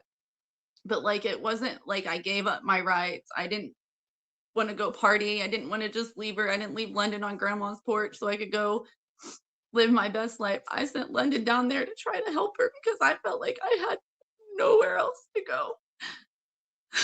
Like I had nowhere to like, it was me trying to help her. And like, if you were around and my coworkers, my best friends, I feel like I've mourned London once. Like it affected me. Like I'd already lost her one time. It was not an easy decision.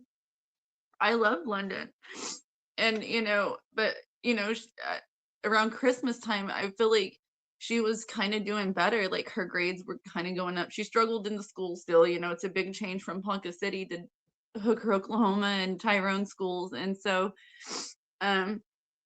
she ended up homeschooling and stuff. But she was doing better as far as like staying away from some bad people and things like that. It was up and down. It was rough, but she was starting to do better. And there was a moment where me, my mom, and London sat down, and even London was like, I hate it here. I want to come home, but I'm doing better here. Like even she knew she was doing better there. And we were like, okay, we'll give it longer. And, she just did way better there. And this is, I was up here. I had my other daughter. I was building my career. I was going to school. And that's something that I get upset about, is like I was really focused on school and my career and trying to make a better life for us and stuff like that. And I really just wish I would have just moved down there a long time ago. But anyway, that's another story. But just really like sorry, I'm just like really emotional just thinking about all this, like how it all just like went down. But London was doing better there, and I was in school, and there was nobody that was more proud of me in my school than London. London was my biggest supporter of me being in college. Like, she was so proud of me, and like my mom too. They wanted me to graduate, and so they did a lot to try to help that. And I was going to move down there when things started getting a little crazy, like in February. London did good until February. And then like some things happened that hurt her feelings really bad. And it just went. And so at this point, I'm like, okay, I just need to move down there. And, I was trying to finish my semester and this and that. I was, I was upset, I didn't want to give that up, but it was like no choice. And, my mom, she's done the best she can, and she did a lot, and she's already raised teenagers, and so it's just time, and I just didn't make it. And I had that last semester, but that's just a guilt. Anyway, I'm getting off on a whole nother thing. The point of it is just like London had a family, like so many people rooting for her.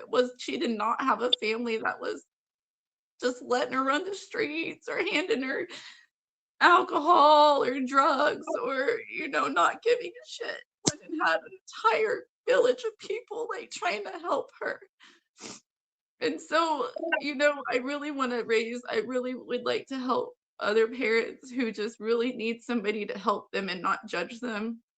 I'd like to start a London Memorial Teen Rehab Center in Oklahoma. I know it's a terrible time because mental health is, the budgets are bad, the funding's bad, but it's something I might as well start now, because in my opinion, why wouldn't we want our children to overcome whatever it is? A lot of them are hurting. Why wouldn't we want to send them off? Why are we waiting until they're adults when we clearly have an issue these days? It's not like it used to be.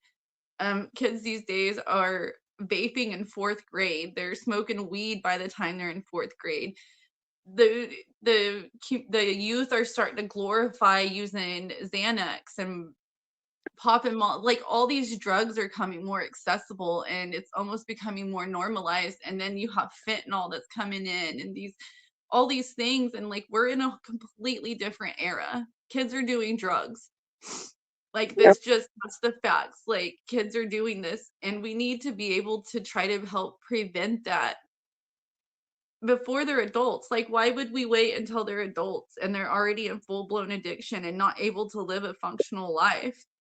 Just send them out on the streets. And so that's really like, if I could have had that, if I could have had just something. We need to be able to, and I don't understand why professionals, organizations, and the mental health associations haven't thought about it. And maybe they have, but they don't have the funding. I don't know, but we should be stopping it when it is experimental, not waiting until it's a full-blown addiction. Exactly. And one of the biggest problems, like you mentioned, Brittany, is kids are vaping at such a young age, and there's been many, many cases in the last several years where fentanyl has been on these vapes, and kids have died of fentanyl overdoses, not even knowing they were using fentanyl because they were just vaping a regular tobacco vape or what they thought was a THC vape. And I can attest to that personally in my own personal life. My son at the age of 13 was smoking marijuana with friends, and he failed a drug test for not only marijuana but fentanyl. He had no idea that the weed was laced with fentanyl. Wow. And, that's another It's point. become a really dangerous situation. that's another point of justice beyond the drug, which is the campaign that I'm trying to like awareness that I'm trying to like put forth is like I feel like if London had passed away by fentanyl, this would have been taking completely a different direction. People seem to feel like fentanyl is the only dangerous substance out there, but you Mhm. have alcohol, you have Xanax that kids are popping, you have Adderalls that kids are popping, you have kids that are trying meth. I heard a rap song that was trying to glorify tweaking for 3 days. Like, when did people brag about being, staying up for 3 like, it's just weird. I never I'm Yeah. also old and have Well, let's people. let's talk about that for a second, because I interviewed Hooker PD Chief Scott Hedrick, and I said, "So you have a handle on like the juvenile crime in your town, right?" And of course, he's like, "Yeah, I do." I'm like, "Was London a meth addict? Was she using meth?" And he said, "Absolutely not. She was not a meth addict." So this weekend that she spent with Brayden and Jose was like out of the box, out of the norm for her. Yeah, it Maybe not wasn't for them, but for her. And that's if London was participating in using methamphetamines throughout the entire weekend. Just because Brayden says she was smoking it willingly throughout the weekend doesn't mean she was. Because I will Right. say that her toxicology screen, and I go back to that a lot, but that toxicology report says there was no damage to that tissue. And if she was smoking meth consistently for an entire weekend, she would have scars and chemical burns to her mouth, her throat, and her lungs. at the capacity. Yeah. And here's So the thing, But like, my mom tried her best, like, while London was there, to work with the police and try to get help. I called down there, like, it was just like spinning mud in the wheels trying to get help. Like, my mom did call the police, and that's probably why they're like I always bring up, we annoy her. My mom constantly, like, we were calling them. We didn't, that's what we're supposed to do, right? We don't have any other choice. Like, if she's doing something she's not supposed to, call the police. Like, we reached out for help. And this 911 phone call, from the 5th, you have my mom reporting it on the 7th. You have them taking a report. Like, it was mentioned. We were looking for her. yeah, Like, we were trying to get her to, you know what I mean? It wasn't like right. So here's the thing that I think is kind of somewhat semi-relatable that is relevant to this discussion. So recently, I think here in the state of Indiana, they passed a bill through a subcommittee. It hasn't like passed state legislation yet, but that makes being homeless a crime. So if a police officer rolls up on somebody and they don't have a residence, like a permanent residence, they can go to jail. And the Indiana State Sheriff's Association said, it's not our job to regulate homelessness. Like, if you make homelessness a crime, then all of a sudden the jails are going to become homeless centers. So I think that's kind of the same way with like teenage addiction in any state, whatever state you're in, Oklahoma, Indiana, Arkansas, Missouri, Mississippi, like whatever state you're in. It's hard to rely on the police for that because the resources are limited. Obviously, if there's a crime going on, like a teenage girl being taken from her home and kept from her home for 2.5 days, then that's a crime. But like, just like dealing with the addiction aspect of it, we need so many more resources in our community. Yeah. And one of the other things that the OJA worker, like, their first thing was, where's London getting the alcohol? Like, right away. Like, so where's London getting the alcohol? Like, and you could totally tell she was insinuating, did she get it from you? And like, that really upset me. But like, here's the other thing is, like, my mom did, like, and like, she had a hawkeye on my mom, or a hawkeye on London. People would literally go throw it over the fence. Like, it was like you couldn't keep the people away. And like, you would, it was just, you know, and we called the police. My mom called the police and asked for like extra patrol around the house just to see if they could find a vehicle or see a vehicle on every once in a while that might be looking suspicious around the house. I called down there, my mom called down there, Randy's like trying to help. Like it was a lot, like of trying to keep adults away, adult males. And it was just really, I think, sickening to see how many there are willing to help Yeah. do something like And this. do you want to tell about that one from New Jersey? That's up to you if you want to tell that. No, not really. Okay, let's not. Just to say there are predators out there that are willing to go to great extents to take advantage of minors. That's enough. Yeah, for sure. All right. I've got the 911 audio now. I don't have any subtitles or anything to it, so you all are going to have to listen close. But I think this ties into the teenage addiction theme that we've been talking about. And it's raw and it's real.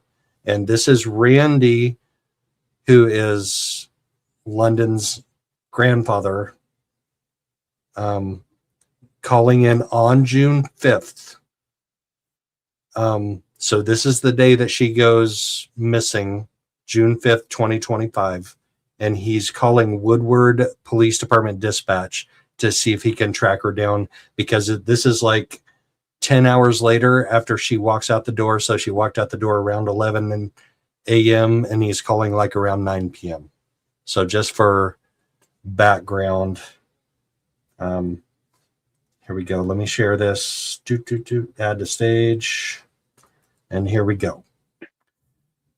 I think this is going to be low audio, so you might turn it up, but I'm going to stop talking so you can turn it up to you, whatever works for you.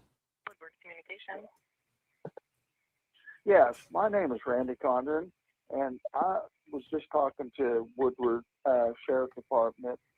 We're trying to locate my granddaughter because I had some type of call today. I was on the phone with the realtors on my mom's phone, and I called it back, and it's something to do with Beaver County Police Department, Sheriff Department, whatever. And I had two calls that rang in to me, but I couldn't take them. And then I called Beaver, and if she got picked up, she might be transferred to Woodward County. And so I called the Sheriff Department there, and then the young lady wasn't able to answer, but she called me back, and then she sent me to you guys. So I'm looking for my granddaughter. Her name is...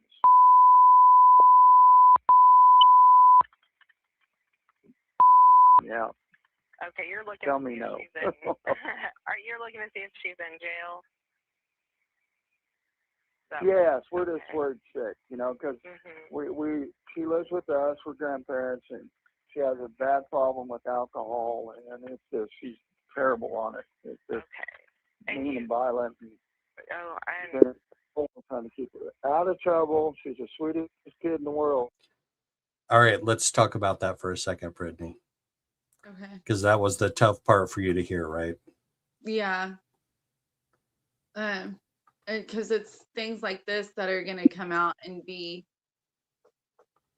you know, like I said, it's hard to have your entire life and your deepest secrets and your biggest shames, and not just mine, but my mom's and Randy's and your daughter's, and, you know, it being exposed to the entire world. So, you know, it just, you know, there's going to be things that you're going to hear, you know, because like the violent, you know, London, when she would get drunk, he called because when she says jail, I think Randy's thinking like detention, or like maybe got picked up running around with Jose and Brayden, you know, something like that, like, or in a holding cell or something. Like, so it's just like, because when he's, you know, we're trying to be transparent here. We know London's not innocent, you know. She, like I said, she made bad choices.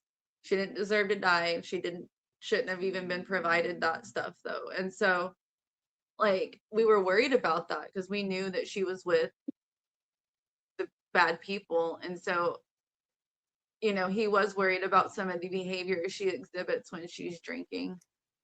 But he also follows it through with she's the sweetest girl in the world, and that's absolutely true because you see how many lives she's touched and how many people love her. It's just the alcohol had a hold of her. It had a hold of her soul. And you know, one of the hardest things as a mom in the world is wanting to fix everything for your child, and you can't fix that. They have to want to do it. And that's not just for a child, that's also for adults in your life that are addicts. If they don't want to get better, then they won't get better. I could get on to her, I could lecture it, I could try to love it out of her, and it just until she wanted to realize, like, you know, and she wanted to change. That's the thing. Even London wanted to stop. And didn't she get better for a while? Wasn't she getting better? Wasn't she making steps? Oh yeah, that's part of why I let her stay there. So I was still very much like, I've never not been London's like mother. Like that was never, I never got my rights taken away. Like I said, I never just left her there. London like almost had like almost like two moms, you know what I mean? But I was always London's legal guardian, and like I went to see her every month, sometimes twice a month. I had what was called Wellness Fridays, and if I could afford it, you know, but I always went at least once a month. I went to all the holidays. Like I was still very active in London's life, you know, and I wanted so much for her to, I loved her so much. I let her leave, you know, like to try to help her because I feel like I didn't have a choice. And thankfully, you know, I had an amazing mom that the girls have always grew up around. They have a very close relationship with their grandma and grandpa, which is why my mom's affected very dearly too. And, you know, I always say, you know, I share this grief with my mom, even though I'm London's mother. London lived, you know, with my mom the last 2 years, so that she has a hurt in a way that's really intense that I don't like. I do feel that, you know, London was there one day and gone the next. Like, you know, I raised London, she came from my womb. Like, we're both hurting. Randy's hurting, her sister's hurting, Rochelle's hurting, you know, and she was so loved. I don't even remember where I was going with this. I'm sorry. I just She's still loved, Brittany. She is still loved. I just am so sad that I couldn't find. All right. Okay, So we'll listen to this 911 call. It's really short. It's only 5 minutes long, but there are a couple of key points in it. And this is Randy. Once again, this is her grandpa. This is Liz's husband that's calling for her on June 5th, the evening after she disappeared at 11 o'clock in the morning. Yes, we're just worried sick, you know, because she lives with us, we're grandparents, and she has a bad problem with alcohol, and it's just, she's terrible on it. It's just mean and violent. And we're trying to keep her out of trouble. She's the sweetest kid in the world, but once she gets that stuff, it's terrible. Yeah. So whenever you had said you had just prior called, have you talked to the jail yet? We're dispatch here, and you said you were sent here. Did you speak to Woodward? Yeah. The jail sent me. Go ahead. Oh, go ahead. Because usually the jail that's who confirms if someone is there or not. So I'm. So just to clarify real quick, this dispatcher doesn't know, because Randy hasn't clarified yet, that London is a juvenile, that she's a minor. So she's talking about checking with the jail because maybe his daughter is in the jail. But if she's a juvenile, she's not going to be in the jail. She's going to be in whatever their juvenile detention center is. I think they called it a calm center or something. Yes, right. Yep. No, they said since she's a juvenile that she would not be there, that she would be over. Gave me the calm center, that you guys would be the one. I see. Okay. Nice lady. Okay. I'm gonna transfer you. Do I transfer? Hold on 1 second. Okay. So we have a few seconds of silence here. She's transferring him to a patrol officer, I I've never believe. had this type of call, so my partner says we're going to contact an officer and we're going to let them know what's going on, and I'll get right back with you. Hang on just a second, okay? Okay. Okay, sure. Okay.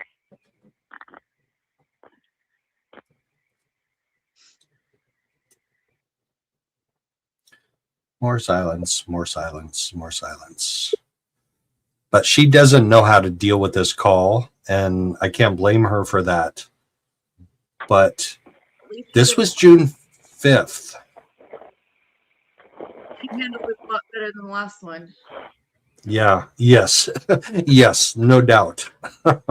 Definitely more. She is. While I'm Yeah. looking back, can you spell her first name for me? It's London It's just like Sound. Okay, I just wanted Yeah. to make sure I was spelling Yes, it right. Okay, one moment.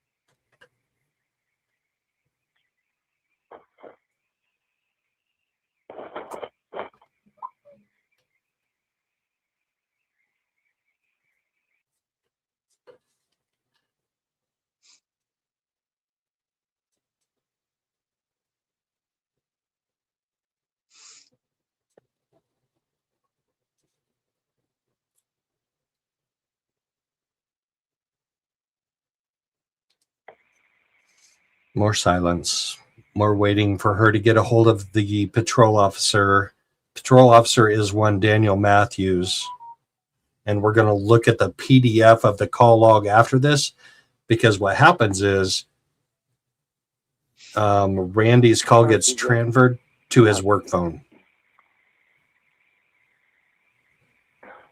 Okay, I'm gonna transfer you to Matthew. So just stand by one moment. Okay. Yeah, that's Okay, Daniel thank Matthews' work You're welcome. phone, which is Woodward PD, who is not responding to FOIA requests on this case right now. I can only get responses from dispatch.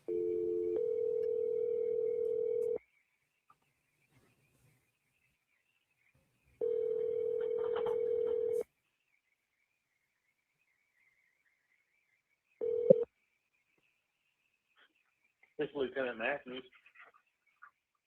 Yes, Matthew. My name. And that's it. That's all we're going to hear.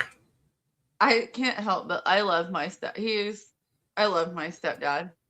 And the fact that he called him Matthew. Yes, I thought that was so cute. You have to know him to know how adorable that is. Like, he's just an amazing man. He was a great grandpa. Like, really loved his London. I sat next to him at the hearing on the 6th, and we got along famously. At least in my mind, we did. No, I bet you did. He's pretty good guy. Yes. In good hands. But I do want to look at the call log from that, because once it gets transferred to Officer Matthews' private or work phone, we don't hear any more audio, but there is something that is logged into the dispatch log that is interesting to me, and maybe you guys can shed light on that.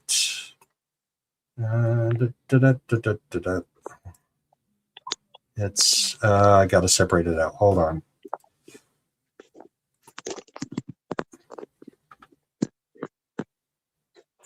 Here we go. And add to stage. All right. So I'll blow that up a little bit. So this is the call log from that call. It's printed on February 17th because that's a couple days after I requested it. But it is a call log of that June 5th, 2025 call by Randy to the Woodward Police Department, and it's a child report. Okay.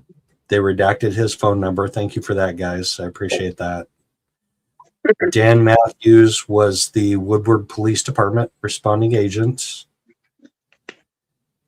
All right, here we go. It's a very short call log, but new CFS, I don't know what CFS is London is his granddaughter, and he thinks that she may be in subject as a juvenile. He thinks she may be in he thinks she may be in jail. Oh wow. I didn't even see that the first time I read through this, because that jail is all the way over there on the left side. Subject is a juvenile, jail transferred, called a dispatch, assignment complete. Now this right here at 10/21/18, Officer Dan Matthews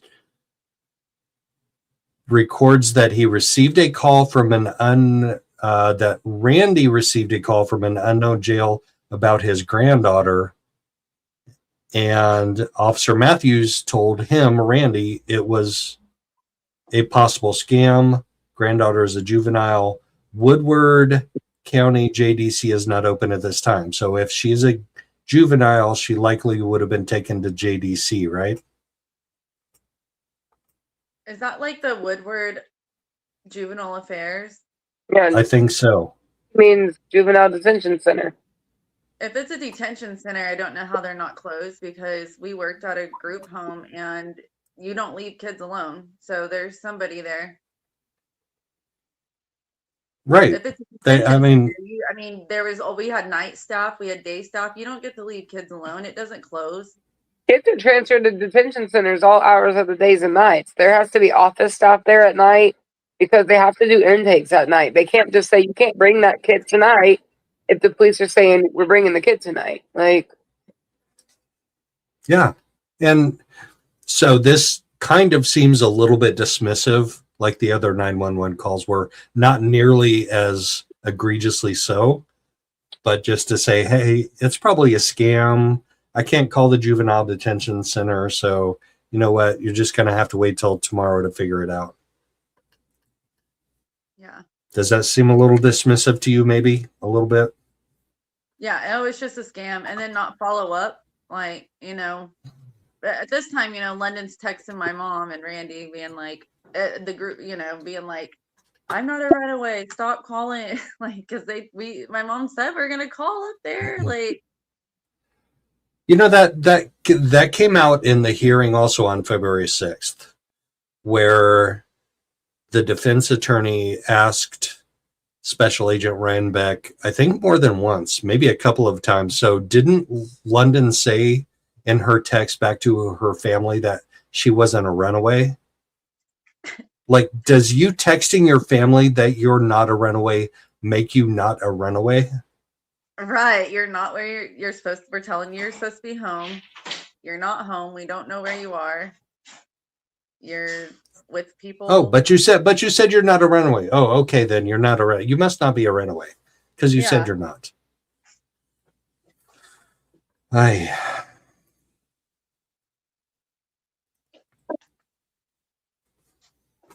right. How much more time do you ladies have? Because I don't want to keep you too late, but there is a lot of stuff to still talk about. There is. I just, I thought with this phone call tonight and everything that's, it's going to be, like I said, there's just a lot to talk about. And I've just noticed a lot of things already. Like, I just wanted, with London's stuff, just for everyone to hear the real story, about how everything came about versus even the DA, I'm pretty sure, had me pinned down as a crackhead mom that probably lost her kid. You know what I mean? And it was, I think, I had to go humanize. What? You're not a crackhead mom? What? No, I don't even know what crack looks like. To be honest, All right, let's take a quick look then at Jose's court documents. Okay. Because they issued an arrest warrant for him the day before Brayden's hearing, and then at Brayden Brown's hearing, Buddy Leach said he's got an arrest warrant out for him. But I also talked to him yesterday and told him he didn't need to come into court today. Dude, which one of those things doesn't match the other? He had Like, told you them the haven't, day before that he wasn't gonna testify. right? Because he said he was going to lie on the stand. But two things about that: number one, let him come in and lie on the stand, and then you can charge him with perjury also. But number two, you have an arrest warrant executed for him. Let him come in, testify in the stand, and then arrest his Yeah, I and wish I. throw him in jail. Like, that doesn't make sense. You have an arrest warrant for him signed on February 5th, and then you tell him not to come to court on February 6th. That doesn't make sense. Buddy Yeah. Leach, buddy, we got to have a talk, buddy. Like, you know way more about the law than I do, so you can do your job, but I can help you with a couple things, like telling people that have an arrest warrant out for them to come into court under subpoena the day after you issue the arrest warrant. Like, I can help with that. I won't even charge you very much. Yeah. Free advice. I know Me Rochelle and- has lots of free advice. Oh, she probably she knows more than anybody. She's the smartest person I know. It's funny though. One of the things that me and Brittany found the most humorous in such a dark situation is that at two different occasions during court, Buddy used words of mine and words of Brittany's in two different times. But it was really funny that he was at the time of getting that information from us, he was not pro us at all. I was the infamous Rochelle that was just randomly emailing him. 14. Rochelle and Joe Schmo. She was like this, Rochelle and Joe Schmo.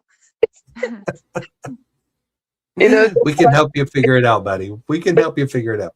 When he was arguing why the laws fit for second-degree murder and why they fit this particular situation, he used parts of the document that I had sent him, and then at one point, Brittany, you could tell about the time that he quoted you almost verbatim. That was my favorite part. That was my favorite part for sure. Yeah. Well, if you recall in the very, very, very beginning, he asked a question that said, why wasn't London at home, safe, tucked away in bed at her grandmother's? And off of drugs. And off of drugs, yeah. And safe off of drugs. And so at the very end, there was a moment where, we butted heads at first. me and the DA, Mr. Leach. And so there was a moment where I felt like he was giving me this run around to why this doesn't apply here, this doesn't apply here, and this doesn't apply here. And there was this moment where I was like, okay, we need to stop for a minute. I was like, let's start at the very beginning where Jose picked up London. And I was like, yes, or I was like, is it illegal? Or I started off, I said, this is actually just really a yes or no question. Because he likes to explain things without just, so I wanted to this was very yes or no. And I said, is it against the Oklahoma law for an adult to pick up a 16-year-old minor? Yes or no? And he said, yes. And I said, well, then that's where the crime starts, because if Jose never picked up London would have never met Brayden, and London would have been safe at home, tucked away in her grandmother's bed, safe off drugs, like something like, the way. But I really feel like that was a moment that it clicked in his head when I said that. Like, this is only the very first crime that started. It started off as a crime. Like, there is a crime committed here. To tell me that there's not is absolutely insane. And I was like, that just led down a whole entire bunny trail of events after that. Because if he would have never picked her up, that's where it all really started. She wouldn't have met Brayden, and Lennon would have been home at safe, tucked away, off drugs, in bed at her grandma's. And that's how he ended it. Yes, exactly. That was his, what I'm going to call closing argument. There are no closing arguments in that type of a hearing, but that's what he said. And that like resonated so soundly with me. That was like we're coming full circle on this. And we're going to get justice when we go to trial. When he takes Brayden to trial, when he takes Jose to trial, we're going to get justice for London. We are. Yeah. And we get along decently now. I'm pretty sure he just like cringes when he sees my phone number pop up. Right. But we get along, and I really was impressed with what he did. You know, how how he defended London, and that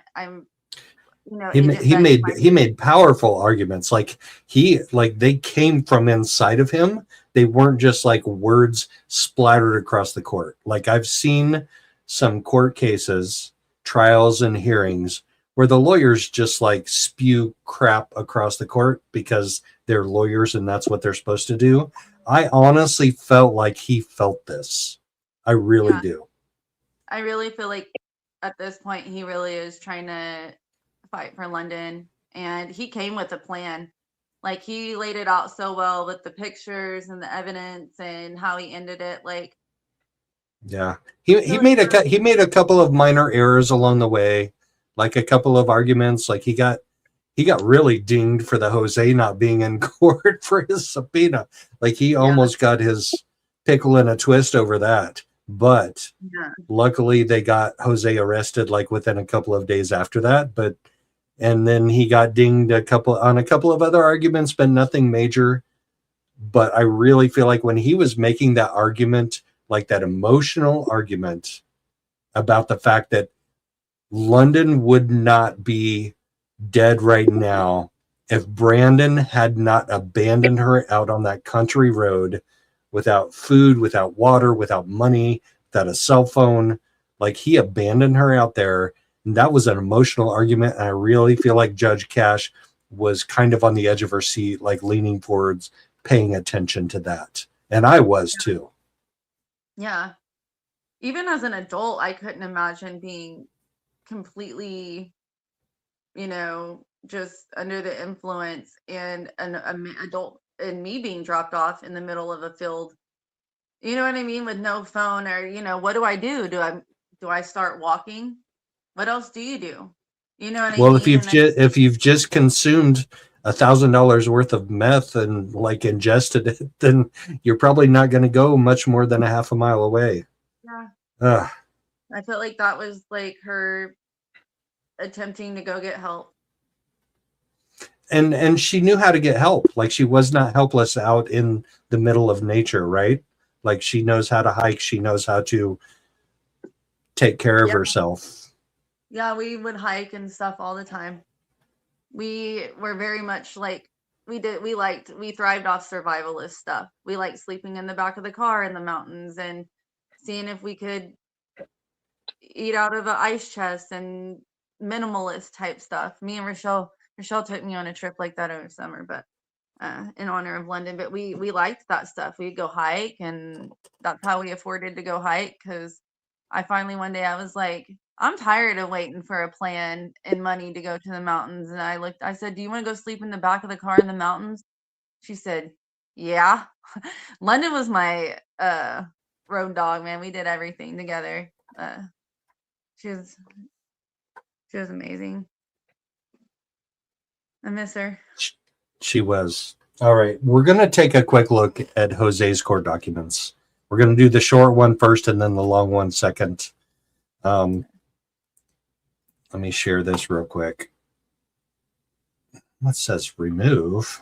Add to stage. There we go. So this was filed February 18th. So just a couple days ago. Application to accelerate minute order.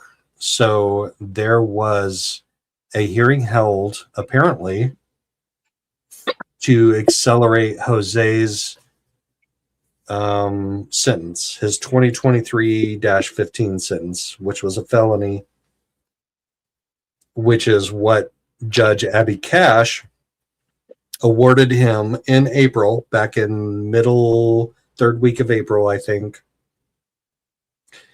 awarded him 7-year deferred sentence. So as long as he stayed out of trouble for 7 years, he was going to be good. Like his felony sentence, and I think it was something along the lines of using a firearm to commit a felony type of thing. And he was originally charged with 7 charges, and it was like 3 felonies and 4 misdemeanors, or 3 misdemeanors and 4 felonies. And 3 of them were dismissed for legal reasons, and the other 3 were taken out due to a plea deal. This was in April. This happened, but he had been released since January over the legal concerns over the 3 charges that Judge Abby Cash had. Anyway, initial appearance of defendant on appearance to accelerate. So in other words, the accelerate is your 7 years got deferred and we're going to re-invoke your 7 years.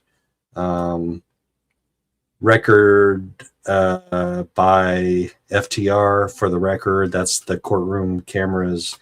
Defendant acknowledged receipt. Defendant was advised. Defendant was advised. Defendant was advised of his rights. Further arraignment set for February 25th. So that's next Wednesday, the day after Brayden Brown's arraignment or arraignments. That's why I wondered if they were in there together, because that's going to be absolutely insane if they let them in there to mingle with one another. They are. The last time I checked, and my app didn't work. The last I checked. I hope, like, here in K County, they have like the detention center down here. They have like separated pods, so I'm hoping even if they are there, they're separated somehow, because I just really don't see how that would be okay to put 2 people in there that committed a crime together to sit there and conversate and come up with a plan for weeks. Right. Get their story straight. Right. All right. So that's the short form. Here is the longer one. So they filed one on February 5th. And I'm not pulling that one up because this is the amended application to accelerate the deferred sentence for Jose. And the one on February 5th had some stuff in it. This one has 27 pages, so we're going to take our time and go through this a little bit. Going to not try and make it too long, but this was the February 5th one has been amended. I'm not sure why he amended it. Maybe I'll go in and check out what the differences are, and maybe I won't. Comes now, George H. Leach III, District Attorney, First Judicial District, Beaver County, states that on April 8th, 2025. This was... Okay, no, this was the hearing with Judge Cash. Okay, on April 8th, Jose pled guilty to the crime of count 5, possession of a firearm during the commission of a felony. Okay, that's what I thought it was. And the court deferred judgment and sentence on him for 7 years until April 8th, 2032 at 11:45 a.m. I don't understand how you defer a 7-year sentence, possession of a firearm during commission of a felony, when there were seven or 9 original charges, and then there were 4 charges before the plea deal. During the term of said probation, the defendant has violated rules 2, 4, 5, 6, 9 and special condition A and C of his rules and conditions of probation as follows. See exhibits attached and made a part hereof. Those exhibits are going to relate to London's case. So they are relevant to what we're talking about tonight. OSBI reports of interviews with Brayden Brown from June 23rd and November 3rd, 2025. Wait a second. Did Special Agent Ryan Beck I don't think he cited those dates. I have to go back and check my notes. I have to double check my notes with what these notes are. Where? He says the very first line of this is the OSBI reports that this would be Special Agent Ryan Beck interviewed Brayden Brown on June 23rd and November 3rd. I thought his second interview was October 30th when he got arrested. His first one he said was June 12th. Yes, thank you. That's what I have in my notes too, June 12th. I wasn't gonna say nothing, but I was like, okay, I don't know whether I should because he said it was the 12th, and the 30th. All right. OSBA report of interview with Jose Minjares from June 24th. I thought Jose's was June 12th also. Jose's, are you talking about with London. was Scott Hedrick? No, London. With Beck. It says Beck and Jose. PCA for arrest warrant dated October 29th. We have a copy of that.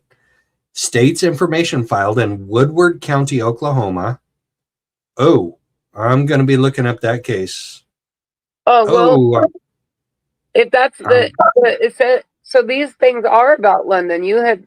I thought you said that none of this stuff showed anything connected to London yet, but those first three things are all connected to London. Yeah, they are. Yes. No, this is definitely London related.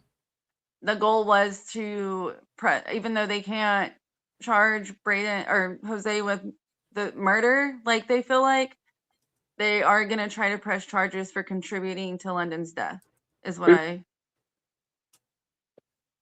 Okay, there is a Woodward County case. Look at this, y'all. There's a Woodward County case, CF 2026-14. We're going to be checking that out next. What year is that from? 2026. That's like 3 weeks ago. That's 3 weeks ago, 3.5 weeks ago. Remember for the chicken fighting? The what? The chicken? Is that for the chicken fighting? Wait, how does a chicken sighting constitute a felony? Chicken fighting. Chicken fighting and dog fighting. Yeah, like animal cruelty. Oh, cockfighting. Okay. If you said cockfighting, I would have got that. So we don't say I just felt like chicken was I don't know, my brain decided it was more appropriate. I don't know why, even though we're all adults, but and the teenager, the preteen came out. I got nervous. Oh, all right. Yeah, I'm gonna go check out that case when we're done off of here. So okay. And below it is the other one. So he's been arrested twice since the London situation. And you see September 9th, 2025 is the first one, and then the January 27th. Because he got arrested. What was it, September 9th? Drugs? Yeah. He got pulled. Yeah, he got in trouble for having controlled substances on him. Mm-hmm. And they let him go. What? Did they take him back to his daddy's house by any chance? Probably. No. Whatever money, I think, is what I read. I'm pretty sure I looked that one up, or one of them. And he was because remember I asked, I think it was you, Brittany, how did he have the money to bail out? Yeah, he's bailed out twice now. No, remember we called the jail and they told us that he had bailed out. Mm-hmm. Like the next day. So good grief. All right, so this cases he hired a private attorney before. So I mean, I'm just kind of He did. He hired for his last case in 2023. He did have a private attorney from Oklahoma City. Yeah. It's expensive. It's not cheap. So no. But if he's on OSDI now, then that means that whoever was funding his attorney before has like parted ways with him, Oh, like for legal defense reasons. Like, we're gonna let you be on your own there, dude. we're done in this. All right, probable cause affidavit for arrest warrant from Scott Hedrick. And he told me when I interviewed him when I was up there in early October that he was preparing one. So he's a man of his word. Mhm. He did that. Good. He filled out a probable cause affidavit. What? Beaver County? But Scott Hedrick isn't in Beaver County, right? Isn't Hooker in Texas County? Yeah. It says Hooker to Police Department. It does say Hooker PD. I wonder if that PCA involves multiple jurisdictions. It should. It should involve multiple states too, like Perrington, Texas. That's taking a minor across state lines. I know Buddy's over Texas and Beaver County, so I wonder if they no, because they wouldn't. Because remember, Woodward wouldn't let said that they couldn't step over Texas County Hooker Police Department because it's Texas County and it's not their county or something. Rochelle, you stepped in with Right. Yeah. She knows the legal stuff. States information, states amended information, Woodward County, Grant County, Oklahoma. What is Grant County, Oklahoma? Y'all tell me about Grant County. I think that's where he got in trouble for either the chicken fighting or the Right. controlled substances. That's September. Okay, so that's the controlled substances. Okay. Didn't we look it up and Grant was Enid? Oh, that's Garfield. Was that So- Woodward? I want to draw attention to these case numbers. So if we look at the one on January, the case number starts with CF. That's a felony case. The one on Yes. September 9th, which would have been the controlled substance, I'm assuming, unless we got them backwards, which is possible, is a misdemeanor. Right. So I'm wondering how the hell did he get charged with a misdemeanor over controlled substances? After Right. being, yeah, that's, That's not a misdemeanor crime, I don't think. and then That's- they let him go even though they know he's a suspect. Or Yeah. have some type of involvement in a 16-year-old girl's death. Yeah, That included drugs. and he has a history of other drug charges. Well, and look at these violation reports. February 10th, February 4th. Like, he doesn't give a shit. Guess when He just- London Berry first. No, that's this year. That's this year, not last year. Oh, okay. You're right. Yeah, he was released from custody in January of last year.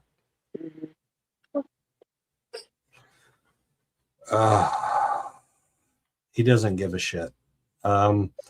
Oklahoma State Bureau of Investigation interview of Brayden Brown. Brayden Brown provided the following information. He lived somewhere in Woodward, Oklahoma. He was friends with Jose in London. Interesting, because I didn't think they had met before June 5th. They never met in person. Brown met Valdez through Minjares and spoke on the phone approximately 2 months ago. 2 months ago from what? What is the date of this interview? He claims up there in the top it's June 23rd, but There we go. Yeah, June 23rd. Date however, reported June 23rd. So investigation on June 12th. So that's the 2 weeks from June 12th to June 23rd. so maybe he just wrote the report on June 23rd and he actually did the interview on June 12th. Oh, that might Could be. be. possible. E. Ryan Beck. Oh, Ryan is his middle name. Now we know his first initial is E. I bet that's Edward. Are we going to put money on what his first name is? I'm putting money on Edward. Edward Ryan Beck.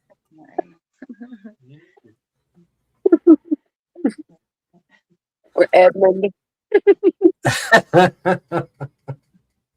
Eugene. Oh, Special Agent Beck, you have to weigh in. You have to tell us what your first name is. Like, you can't sit back there and just watch this live stream and not weigh in. You got to tell us what your name is.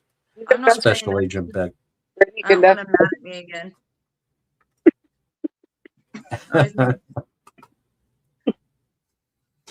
All right. Brown, Valdez, and Minjares. Okay, we got to go back up here. Brown, Valdez, and Minjares drank alcohol and hung out at Brown's house in Woodward on Thursday night. Was that a house or an apartment building? His dad's apartment. In Woodward? Yeah. Oh, I think it's still an apartment. Huh? That Woodward or his mom lives? Yes. I thought she lived in an apartment or a duplex or I don't know. But she lives in Woodward. Yeah. Valdez brought the alcohol that the three drank. Okay, that's the vodka. She had a 750 or a whatever of vodka that the three drank. Brown took a Xanax we pill. don't even know. I would just like to intervene. We don't even know for a fact. Correct. Yes, it's speculation. It is totally speculation. That's Yes. just what Brayden says. Right. And he says a lot of stuff that I have a hard time believing. Brown took a Xanax pill but did not see Valdez ingest any narcotics. The three stayed the night in Woodward. They drank alcohol and hung out at okay, next night. Here we go.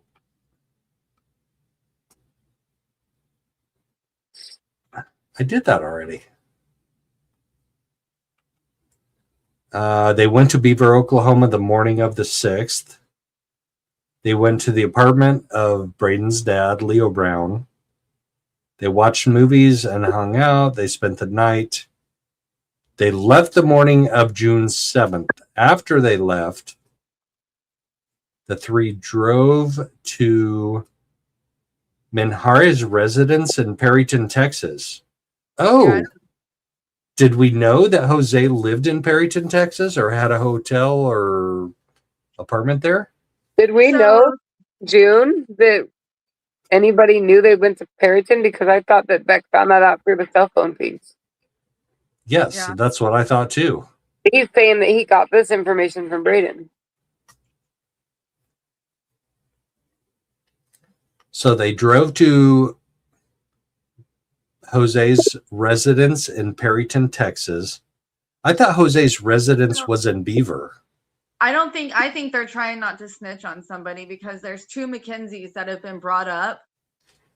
The one that was talking crap, there's a Mackenzie, I have a screenshot of it, talking crap, and apparently her and Brayden had a thing, but they go up, apparently there's two Mackenzies that they go get drugs from in Perryton.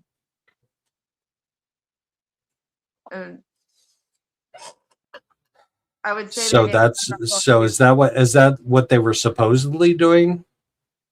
And Jose didn't live there, or did Jose have like a place there?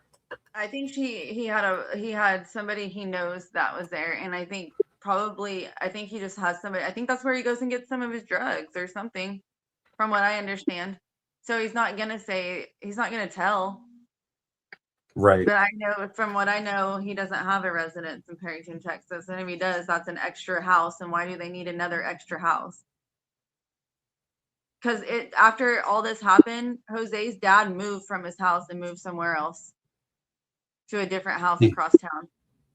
He moved from Beaver to somewhere else? And his house that he was living at in Beaver, where they first, after this started, they packed up and moved to a different place. In Beaver or somewhere else? In Beaver, from what I know. Oh, but you'll never find me in a town of 3,000 people. You'll never find me. I wonder why they moved out of that house so fast. Yes, yeah, for sure. Because there was speculation, of course, that London's body had been stored somewhere for a minute, and so I don't know, there's so many things, but I can go off on that all day. I think eventually we are going to have to figure out that angle of the mystery, because it is definitely an unsolved mystery. Like, there are just too many clues that don't add up at this point. Maybe Special Agent Ryan Beck can clear it all up for us. But if he's telling us that Jose had a house in Perryton, Texas, I'm like, dude, what do you know and what don't you know? I think this is just what Brayden's telling him, or Jose.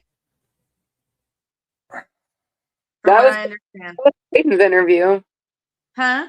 That's Brayden's interview. Yeah, they're both on the same report. So here's the problem. Here's the problem that we're going to face at trial, is that neither one of them and Jason Johnston himself are believable witnesses. Like, you can only believe half of what comes out of their mouth. That's going to be the problem at trial that Buddy Leach and Parker Olmsted have to deal with, is witnesses that are known. They are known liars. They are known liars. Maybe that'll actually help our case. I hope so. Like, a really, really good district attorney can spin it that way, and he can make it that way. But a really, really good defense attorney can spin it the other way. And be And like, all my they have client's to- a liar. Say that again. He can be like, my client's a liar, as you can tell in these 15 different stories. Right? Don't believe You a can't word my trust him. client says. Yeah. Be like, Penny's lying.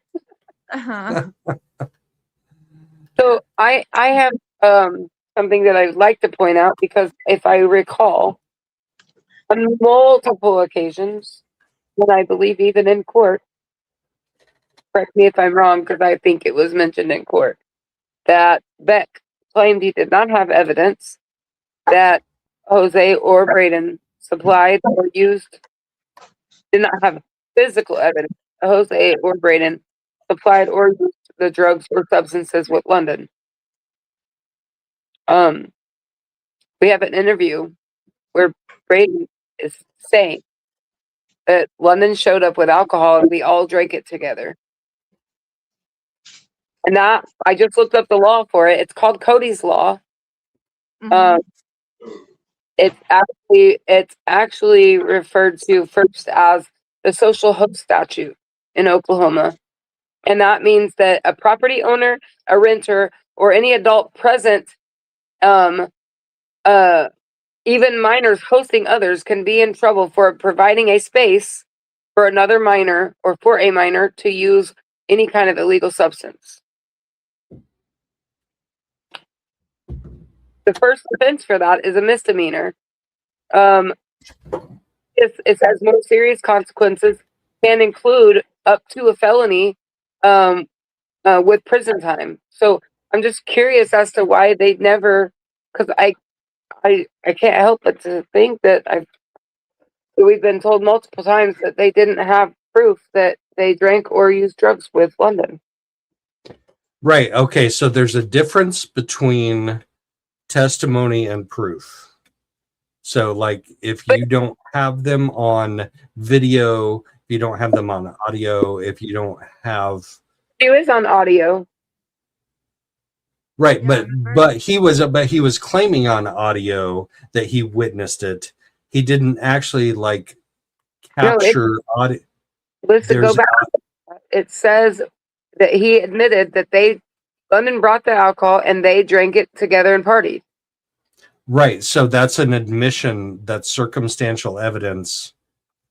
So it's Even though it comes out of it's him admitting that there was a crime, but then he can be gosh, what's the word when impeached? He can be impeached on that. And unless you actually have video or audio evidence of the actual crime being committed, then it's the jury's determination whether or not they believe his testimony or not after impeachment. You think him just saying it would be enough? You would Like, think if you're so. gonna say you did it. I You know. would think so. Like, I mean, most reasonable people would be like, yeah, sounds like an admission to me.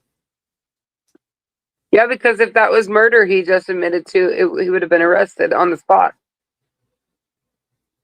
Right. Admission But isn't but not necessarily tried and convicted. even No, but for, he could have been arrested. yeah. Right. But Yeah, when at it that comes to the actual trial, you have to have proof beyond a reasonable doubt that the crime was committed, and one witness But is He's been a one witness can though. be one witness can be proof beyond a reasonable doubt, and sometimes one witness is not proof beyond a reasonable doubt. We've Is seen he it a happen. witness? Or is he the If is he's he the saying, yeah, if he's saying he was involved, he's a witness. Yeah, he's incriminating himself, so he's probably not going to get on the stand and incriminate himself. But you know, I Oklahoma's don't a know. state. They don't have to have proof beyond a reasonable doubt in Oklahoma. They just have to convince a jury with circumstantial evidence. Circumstantial evidence to what level of proof? They just have to be able to convince a jury that it happened or that it was plausible. To what level of proof? Proof beyond a reasonable doubt to a reasonable level. Like there are different levels of proof that they have to have. Like the national standard is proof beyond a reasonable doubt, especially for a capital crime. I just know that they don't have to have hard evidence. They don't have to have a smoking gun in Oklahoma. No, you don't. No, circumstantial evidence absolutely can convict a defendant. Absolutely, yes. But you just have to convince the jury that that circumstantial evidence is as good as forensic evidence. Right. I just really don't know how much more you can get than somebody on audio saying I did this.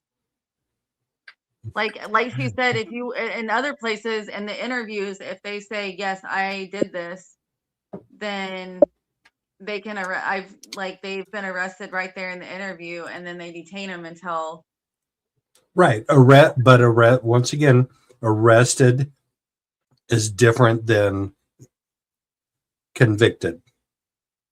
Like the level of proof to arrest somebody is probable cause.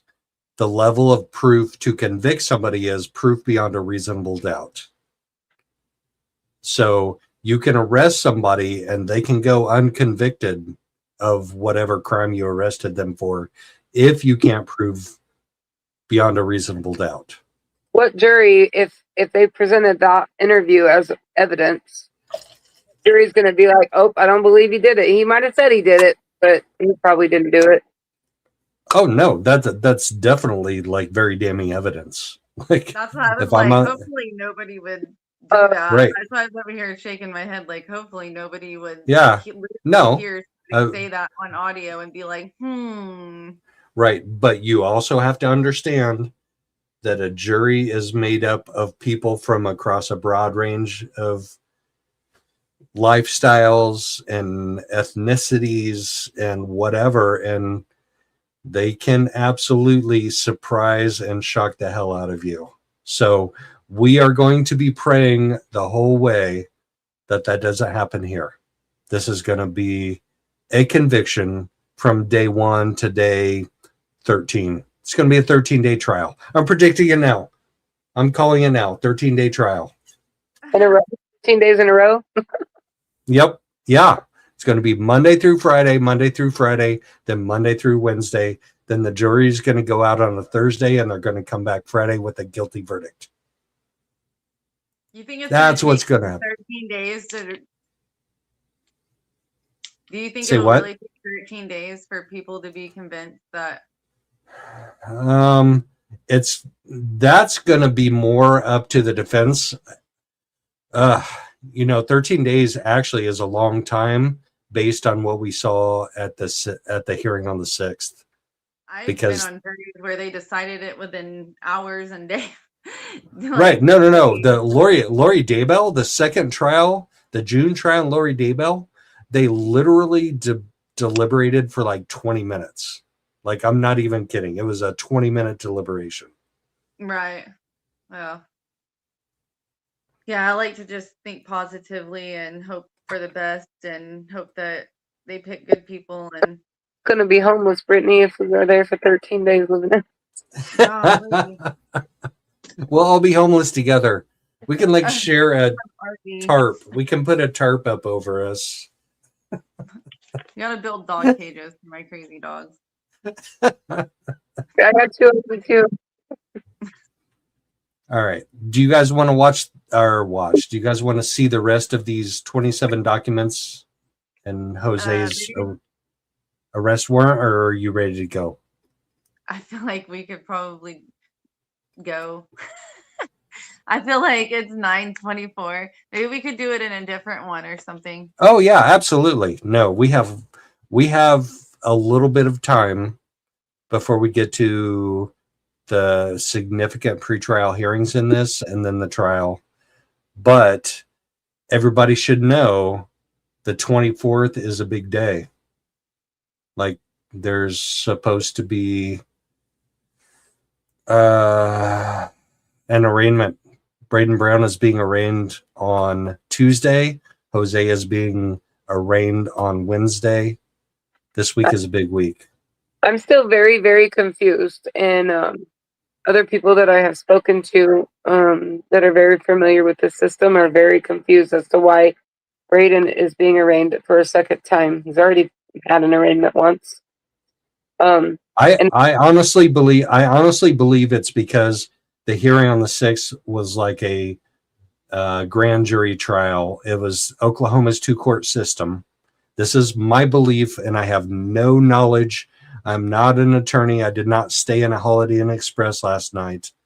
I think it's because the pre-trial thing that happened on the 6th was like a grand jury hearing, and now he has to have like a second arraignment where he pleads guilty or not guilty to the charges that were determined by the judge to have probable cause to proceed with to trial.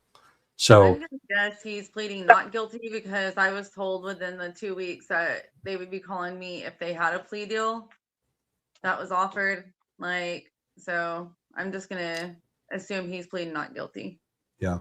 All right. So everybody that's in chat, hang tight because we are going to follow this case closely to the end. I won't be in Beaver County for these 2 arraignments. It's just not possible, and they should be really short hearings. Like, honestly, they should take like 15 minutes, but you never know. Never know, right? We'll keep track. We'll keep tabs on it. Thank you, Brittany. Thank you, Rochelle, for joining me tonight. No problem. Thank you. Sorry, tonight was probably I was super emotional, but I talked about some hard stuff, so I apologize if I was all over the place. No. We need to hear the hard stuff. We really do. And it's so hard for us to put ourselves in your shoes. So thank you so much for taking us there and for sharing more of London with us. Can't get enough.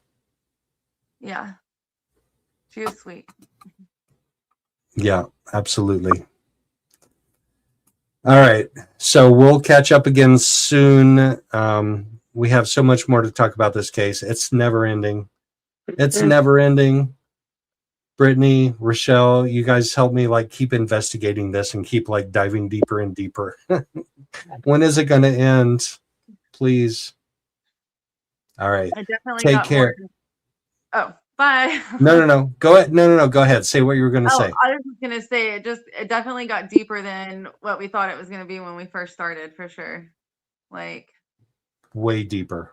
Way like deeper. for not serious, unserious as it was taken. Like it's turned into like there's a lot more that's happened, and I mean we just kind of knew that. So Yeah. Yep. And thanks to you both for sticking with me through this. Thanks to my mods. Thanks to my chat. I have a super supportive community. Thank you all for supporting Brittany also and London.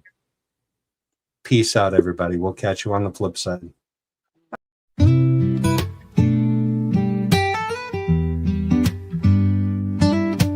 Good evening. Come and find you a seat. Grab yourself a cup of joe and put up your feet. Let's talk about the latest news and all about true crime. We can make a difference if we put in the time.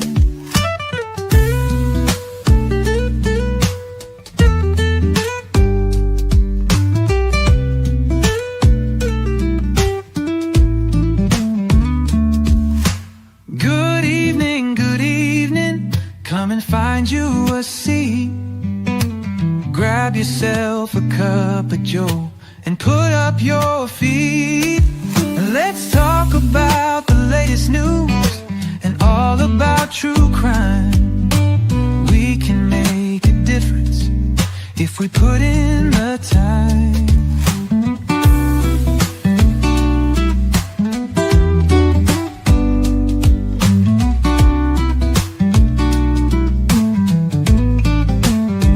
Oh, we can make a difference if we put in the time.